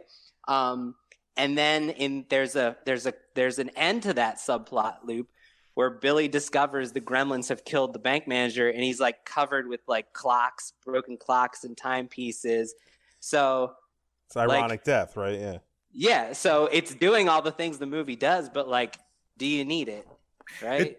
It is one of these things where when I rewatch the movie now, it's the setup payoff thing. There are a lot of characters that are set up like that character, like Judge Reinhold's character, that are like, why give these people any time if you're not going to bring them back? Right. Yeah. Kind of a premise paint, instead of like expanding the universe, use those characters to kill them off. I can't say it hurts the movie, but it is one of those things as writers we should be trying to do. If we're going to have a bank scene and introduce a boss and have some kind of cheesy guy that makes fun of you and bullies you, you should kind of bring them back and pay them off. Maybe they felt like Miss Deagle getting her due was like the one bully, and they didn't want to do a second bully getting their due or something. It's redundant. It's a redundancy. It's more redundancy, right?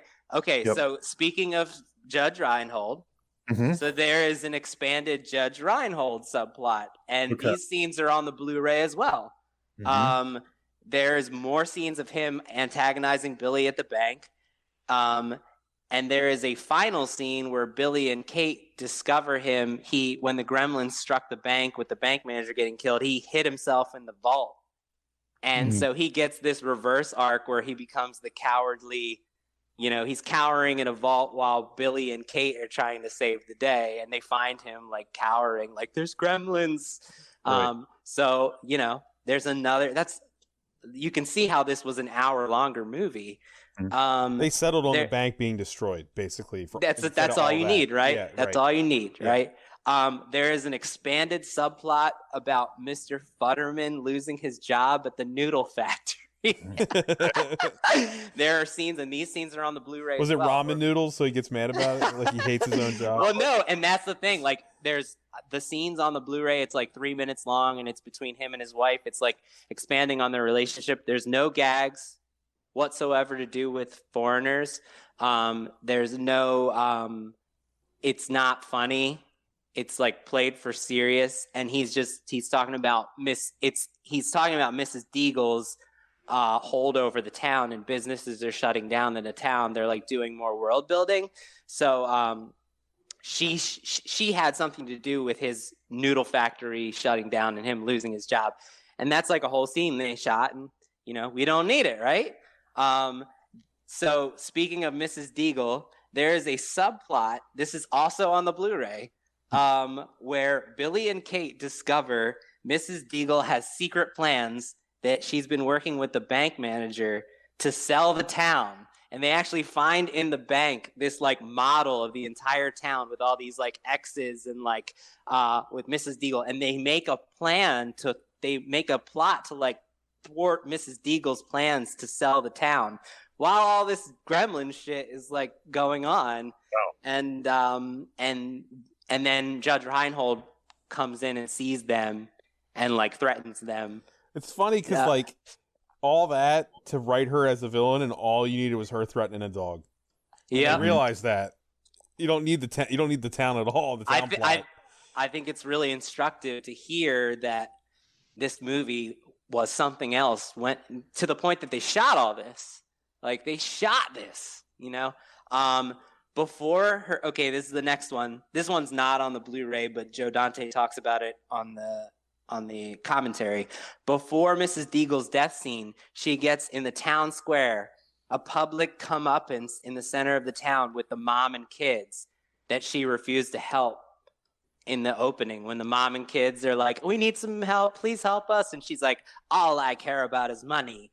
Well, he didn't describe the situation, only to say that they shot this big town square with all the town, this public comeuppance where like Mrs. Deagle gets her due, and has nothing to do with the Gremlins. It's about her mistreatment of the townsfolk. And like it was this huge set piece, and they shot it, and they ultimately didn't put it in the movie. But it's like, damn, like, do you need that stuff? Like, no, man, no. Okay, and this is the one you guys might know about this, but maybe you don't. The original ending they shot, Billy pulls the shade down to kill Stripe. They actually shot it, and like Zach Galligan tells this great story at the premiere. He didn't know it. And the way they shot it was like this big Die Hard moment. Like he leaps over all the plants and the things, and he jumps on the wall and pulls pulls the curtain down and the lights open up and Stripe is dead and Billy has his hero moment. And he's like, I'm watching the movie and like I'm hiding behind a bunch of plants and Gizmo jumps and pulls the shade down and saves the day. So it was written for Billy to have his hero moment there. And they decided to give it to Gizmo. It sounds like that decision is obviously tonal, right? Because like Gizmo driving a car, smashing into something and flying over and hitting the wall, there's a joke there. Yeah. Basically, and the Billy thing wouldn't be funny. It would just be a hero moment. Right. Yeah. And that stuff was shot after. That was a reshoot, the car Gizmo stuff. And that had to do with, so this is, we can get into this in the next set of topics, but Gizmo, to the point of shooting, even all the way up to like a few weeks before they were planning on shooting, Gizmo left the movie as soon as the big Gremlins came. Like as soon as Stripe exists, Gizmo was not planned. He was not created, like the puppets, to be in the movie after the midpoint at all, ever again. And to the like within weeks of shooting, so like that's why he's like sitting in a backpack for most of the movie, because he wasn't written to be there, right? They're just carrying him around. They didn't have a puppet to do anything in those scenes. They only had a puppet to do the things in the scenes that he was written to be in. So in the end, when they shot all that stuff, they were like, how can we give Gizmo more shit? So they went back and shot all that stuff with the car and shot him watching the car after they shot the whole movie, to do more stuff in the end. So that wasn't even in the script. Like, it's crazy. I just think all this stuff is really... It's amazing because it gives him a fleshed out tiny arc. Yeah, absolutely. He gets revenge on his kids. And it was never intended to be that way, right? I just... I'm sure you see this, Jamie, with your students, but I'm constantly reading scripts that are, like, filled with things that are irrelevant and not premise driven. And I think if you look at this, if you look at all these things, the common factor is almost none of them have anything to do, except for like the bank manager getting killed and Judge Reinhold hiding from the Gremlins. Almost none of them have anything to do with the threat of the Gremlins or stopping the Gremlins. So they're like inconsequential, you know, like they close all the loops, but like you just don't, they're not consequential. And this is like an arc plot movie. So the Miss Deagle stuff to me seems the most insane. Like all that time spent on her, when it's like what's in the movie is absolutely enough to justify her character's death. You know, can you imagine another like 30 minutes? Yeah. No, it seems like it's a different movie almost. Jesus. Yeah. I mean, yeah. It's almost like it's almost like the four quadrantness of it maybe got away from them during the scripting stage, and they scaled it back more to the horror movie version, you know? Right. Yes. All these subplots and stuff. Like I just saw Elf. I just watched Elf. And Elf has like James Caan is trying to pitch a book, and he's got the Christmas and blah blah blah and this and that, and there's things like that are mixed in with the Buddy the elf trying to, become friends with. I don't know. It just has to be expanded because you have all these characters, and they don't have something high stakes like we have to survive the Gremlins. We have to kill the Gremlins. And I mean, a lot of movies that don't have these big. They have to create a deadline. They have to create. They have to manufacture things that are high stakes to make things seem important and drive these moments that otherwise would just be two people like talking, like you're my dad, I love you, or whatever. They have to find ways, but this movie didn't need to find all those extra things. Right, it had it. Yes, exactly. And that's what they did, right? They scaled it back to, like you said, they scaled it back to just what mattered was a Christmas horror movie versus monsters that take over the town. Yeah, and like anything that didn't have to do with that, you didn't need. I cannot imagine this movie as an hour longer with all that shit. Like, what would it be? It's like it wouldn't be sad. I don't think it would be famous and beloved if all that stuff was in there. It'd be more of a slog. Yeah, exactly. It would easily be more of a slog. Okay, so it'll be interesting to go from that, Jamie, what you just said about them getting out of control with the 4 quadrant and see where it started. So the last thing I want to talk about, and guys, interrupt me, do whatever. You're good. I'm talking a lot. You did your homework, man. I did my homework. I love this movie. I wanted to do it justice from a screenwriting standpoint. Okay, so I read for the first time, because I didn't know this was out there, but like I was just looking. I read the second draft of Gremlins out of 10 that I know of. And famously, like when Spielberg bought it, it was close to this. And he always wanted to turn it into more an Amblin-friendly thing, right, Jamie? Like that was always his thing. That was why he picked it up, right? Right. So Night Skies, not I think he had punted Night Skies by then and turned it into E.T. So he definitely wanted to do a horror movie, but certainly he had just done E.T.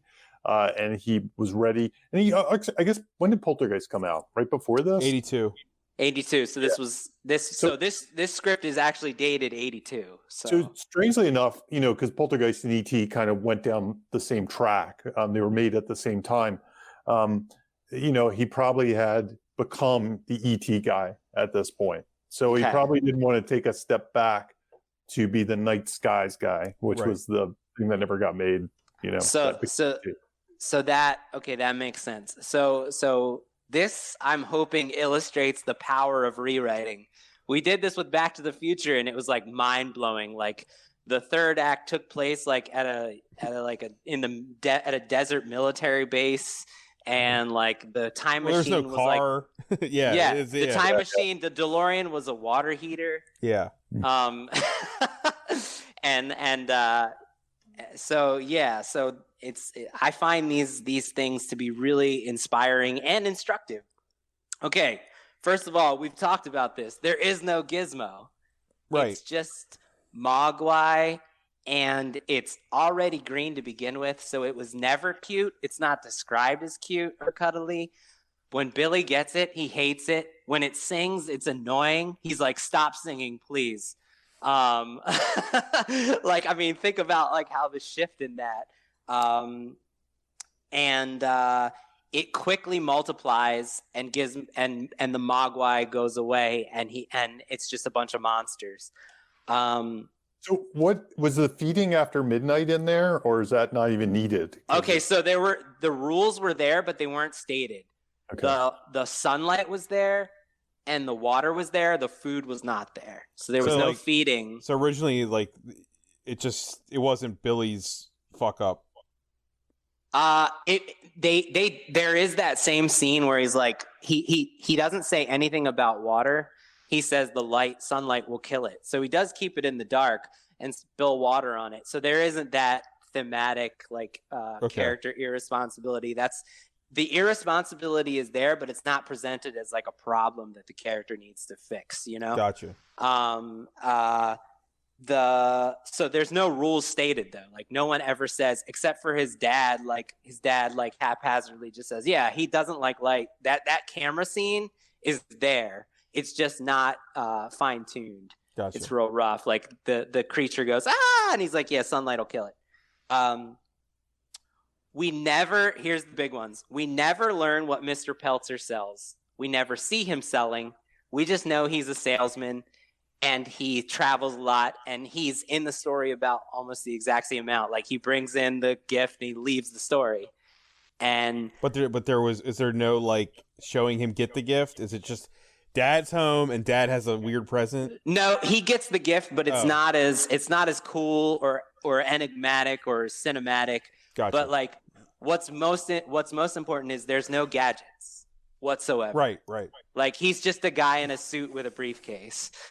He's selling vacuum cleaners. The whole movie, you never know. Right. Mr. Futterman only appears for one scene and never utters a word about foreigners. Wow. There's no comic obsession or foreign things whatsoever. He's not even the one who gives the Gremlins speech. He's just in it for one scene near the end. He's one of the townsfolk that randomly gets attacked by the Gremlins. Right. The Billy stuff is like the most interesting, and I think you guys will see like how it shifted. Billy was obsessed with fantasy novels and wanted to be a fantasy novelist. He was a 27-year-old who was desperate to get out of his house, and they changed him to an 18-year-old. He had a suit of armor in his bedroom, and he was fantasized about being a knight in shining armor. And he, during the course of the story, got a sword from an antiques owner, and he carries the sword in every single scene for the rest of the movie. So, you think that's where the swords on the wall came from? Absolutely. Yeah. It has to be, right? So I think what's instructive is like, look how much easier that makes it for the hero to like fight, right? He's got a sword in every scene. You give him a hero disposition. Yeah, it's too much, right? Yeah. And so they turned that into like a single gag. Also making Billy harder to be relatable, because Billy's relatable now because he's just so vanilla. He's a vanilla, yeah. Vanilla nice guy, but that would make him unrelatable to a lot of people, I think. Yeah, if he wanted to be like a D&D guy, you know? And Kate is named Tracy, but I'm just going to call her Kate for the rest of the time. Kate doesn't have an I don't celebrate Christmas backstory. Instead, she just wants to leave the small town and has dreams of moving to Paris. And she's just like tags along the whole time. She's given a tiny bit of agency, but for the most part, she's just like a bland love interest for Billy. She doesn't have anything interesting about her. Kate has a boyfriend. What were you going to say, Bob? Well, I was going to say, Jimmy, with everything you're telling us, even with the deleted scenes and everything you're saying right now, it seems like it was written as a movie about a small town and young people wanting to get out of this life and this world. Like conceived, right? Like conceived as like the like it was like almost it was a commentary on small town life and the new face of it. Like, kids don't want to live like this. They want to go out and do the big thing, go to the city. Exactly. Like he wants to be a novelist and a knight in shining armor. And small towns have people like Miss Deagle controlling them and owning them. You know what I mean? Like, it's all it's a small town movie, but that was all excised. Exactly. In favor of the Gremlins.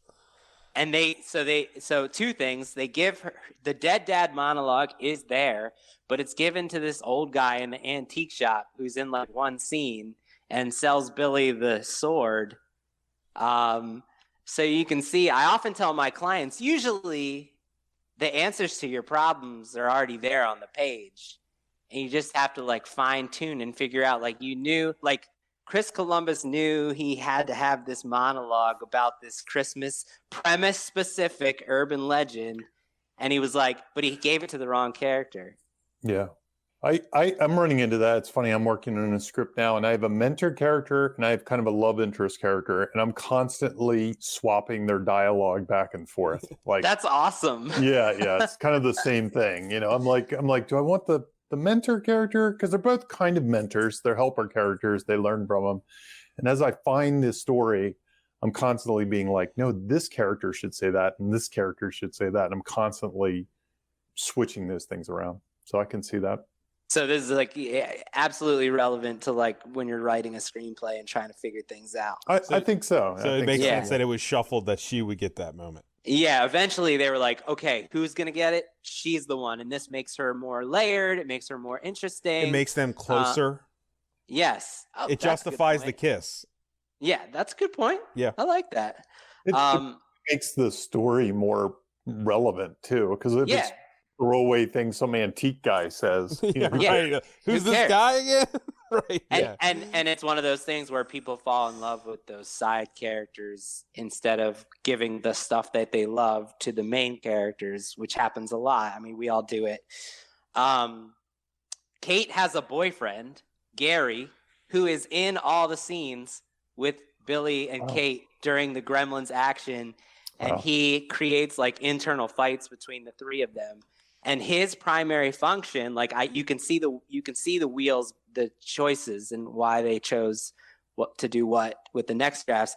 The only reason Gary's really there is because he used to work at the movie theater, so he knows the ins and outs of the boiler room, where the boiler room is, where they can get something to light it on fire, all that stuff, where the he knows how to find what they need to kill the gremlins in the theater, and that's like his purpose. So like, what do you do as you're rewriting? Well, like, shit, they can figure that out on their own, right? Like, we don't need this believable other guy. that Billy can figure that out. It's not, yeah, exactly.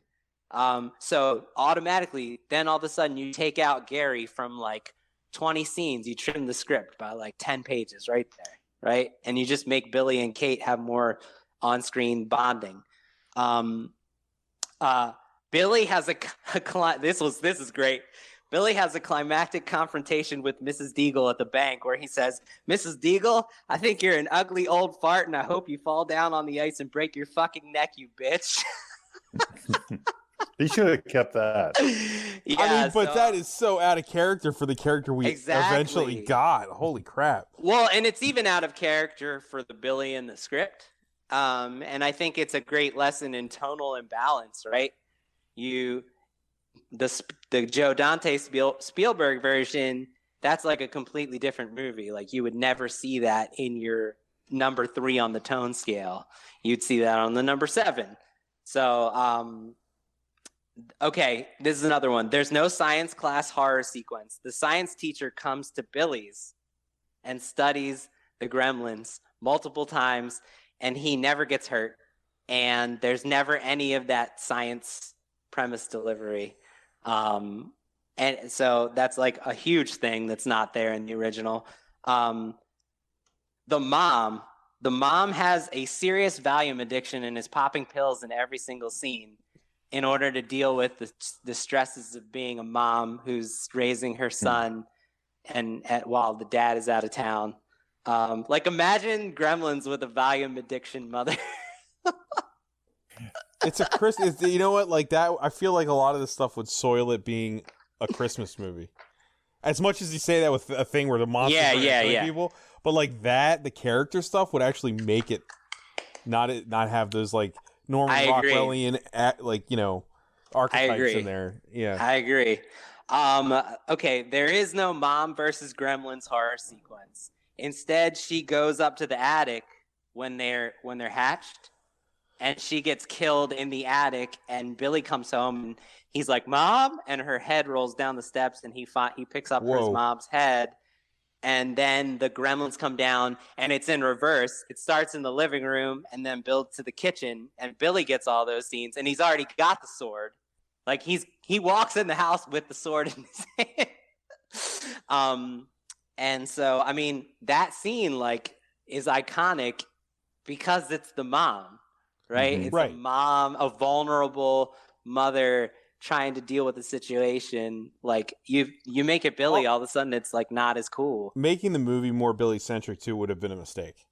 I agree. I like the fact that gremlins are attacking the entire town, random people. That's what their purpose is.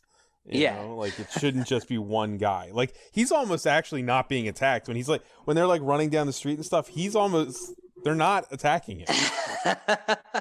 It's true. He's, you know, everybody else. Yeah. Everyone else is getting, and he's kind of like immune to them. You know, it's a good point. Yeah. Okay. We see the gremlins eat the dog, so that's a tonal thing. You would never see the gremlins eat the dog in the Spielberg version. That's probably one of the first things that went. You can't kill the dog. You can't laugh with them after that. Yeah, no way. Okay, so the Corey Feldman's character is like, what is that? The sound. That sound. It's the Oscar speech people saying, "All right, be done." The Corey Feldman's character is a 16-year-old kid who's in the caroling choir, and one of the gremlins drags him away by his scarf and tears into his neck and eats him alive.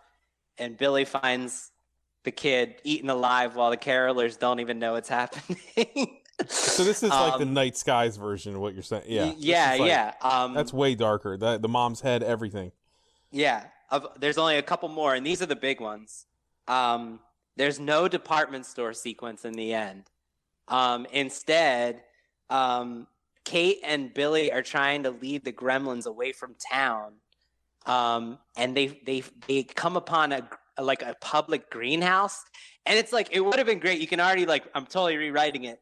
There's a giant tree in the greenhouse that if it was a Christmas tree, it would be perfect, right? Premise specific, but it's just a tree. And they climb the tree to distract the gremlins to try to keep them distracted until the sun comes up. And then the gremlins chew down the tree and the tree falls and the gremlins are about to eat them in the tree and the sun comes up and kills them all. And that's it. That's the movie. That's so anticlimactic. Well, and it's also not premise delivery, right? Right, yeah. What does that so you can see the wheels, like how they like did the reconstruction. And they were like, we got to make this about Christmas. Like, we got to put, right, Jamie, got to put that premise paint, that Christmas paint on there. So that's the movie that could have been that it's like so different. And way darker. Way different. Yeah. To me, it's almost like it's kind of closer to Freddy Krueger horror comedy. Yeah. You know, like it can be dark and have heads thrown at people and stuff like that, but it has true consequences. But it certainly isn't something where you can, like Freddy Krueger could almost support that bar scene in its own weird Freddy Krueger way, but it would be, Freddy like much darker and Freddy has magic that can support that. It does. Yeah. But I think it's really inspiring to learn those things, to see like your favorite movie or like movies that you love, like they're dealing with the same problems on the page that you are when they begin. Like things aren't working, things aren't like as awesome as they could be, things are like irrelevant, inconsequential, not premise specific, and like you can see it took them 8 drafts with Joe Dante and Steven Spielberg influencing these drafts to get to the movie that we saw. And even after that, they shot a 2 hour and 40-minute version that had all this shit that you didn't need. So I feel like it's very inspiring to learn carving these a canoe out of a redwood tree. Yeah, man.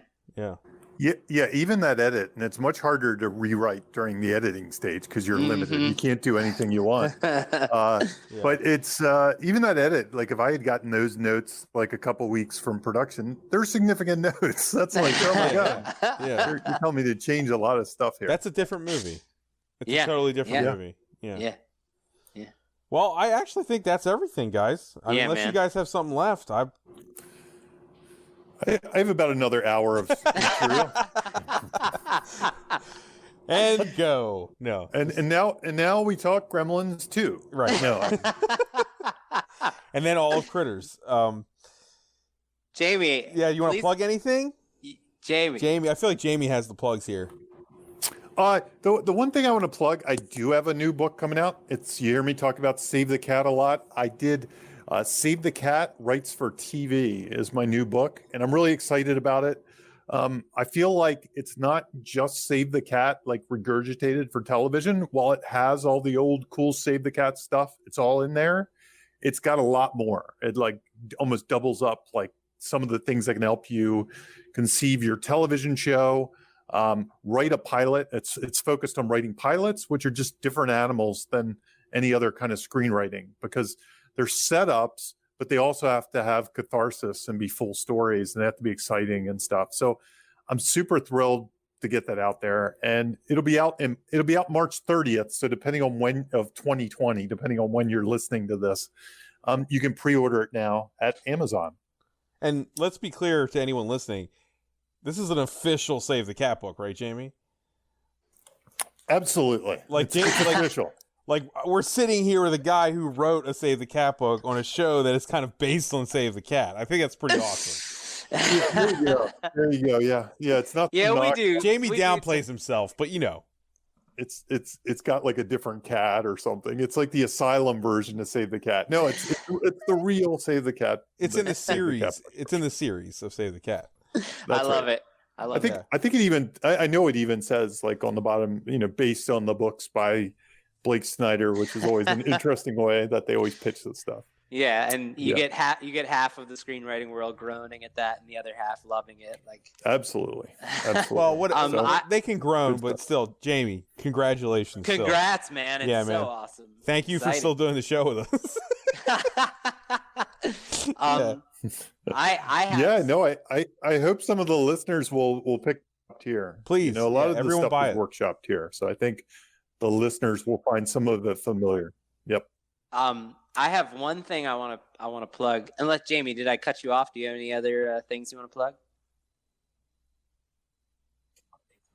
Nope, that was it. That was it. Thank you. So pretty crazy one for me. I started doing full-time script consulting as script butcher in 2016, and one of the first scripts that I ever consulted on, it's called I Am Lisa. It actually got made into a feature film, and it's about to be out in Redbox on January 5th. Oh, nice. So, and I consulted on some several edits of the movie as well. So they were kind enough to make me a producer. So like I'm like an associate producer on this movie that's coming out in Redbox on January 5th. So it's my client and friend Eric Winkler wrote and produced it, and Patrick Gray directed it. It's like a werewolf revenge flick. It's going to be in Redboxes all over the U.S. on January 5th. So check that out. That's Very like probably cool. the only movie I'll ever have in the Redbox related to me whatsoever. Very cool. That's awesome. Congrats, man. Hey, thanks, man. I've got really nothing to plug other than, hey, if you're listening to this and you like it, can you subscribe to Thunder Grunt, please? So you keep getting it. You don't want to miss any more. That's about it. That's all I got right now. So is this like this? Are we calling this officially the end of the year episode? Because it's coming out at the end of the year. It's our last episode of 2020. The worst year. 4 episodes we released this year. This is number 8, man. We did 8 this year. So I we were forget going the beginning of the year is the beginning of the year. Yeah. So yes, this is the end for us. It's the last episode we're releasing in 2020. We squeaked out 8 episodes in this monster year. Yeah. Man. And yeah, we're gonna continue to do it, and I think anyone listening, we're probably gonna aim for once a month.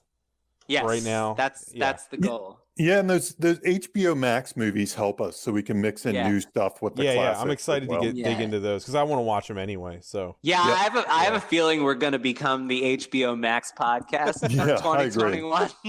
I agree. I mean, whatever. That's the Blockbusters for a while, right? Exactly. Yeah, we'll see you on the Wonder Woman 84, the Dune episode, whatever. You know what I mean? Yeah, totally. Yeah. They just when James Bond leaks out into Apple, we can do that. Okay. Black Widow, right? That'll eventually probably be Disney Plus. Disney Plus, yes. Right. Such a weird time. Right. It changes. Hey, man, it opens up our Writers Blockbusters show to be more formats, right? Like we can watch things on more things. Yeah. Yeah, and people can have access to them. Yeah, which I always like. Releasing stuff that people can watch is something I've always aimed for with the podcast. Everyone I've done. Definitely. So. All right, guys, I think that's everything. All right. Thanks for listening, guys. Yep. Yeah, thanks. Bye. You have just listened to Writers Blockbusters, a screenwriting podcast featuring 2 professionals and another guy. Available only on Thunder Grunt.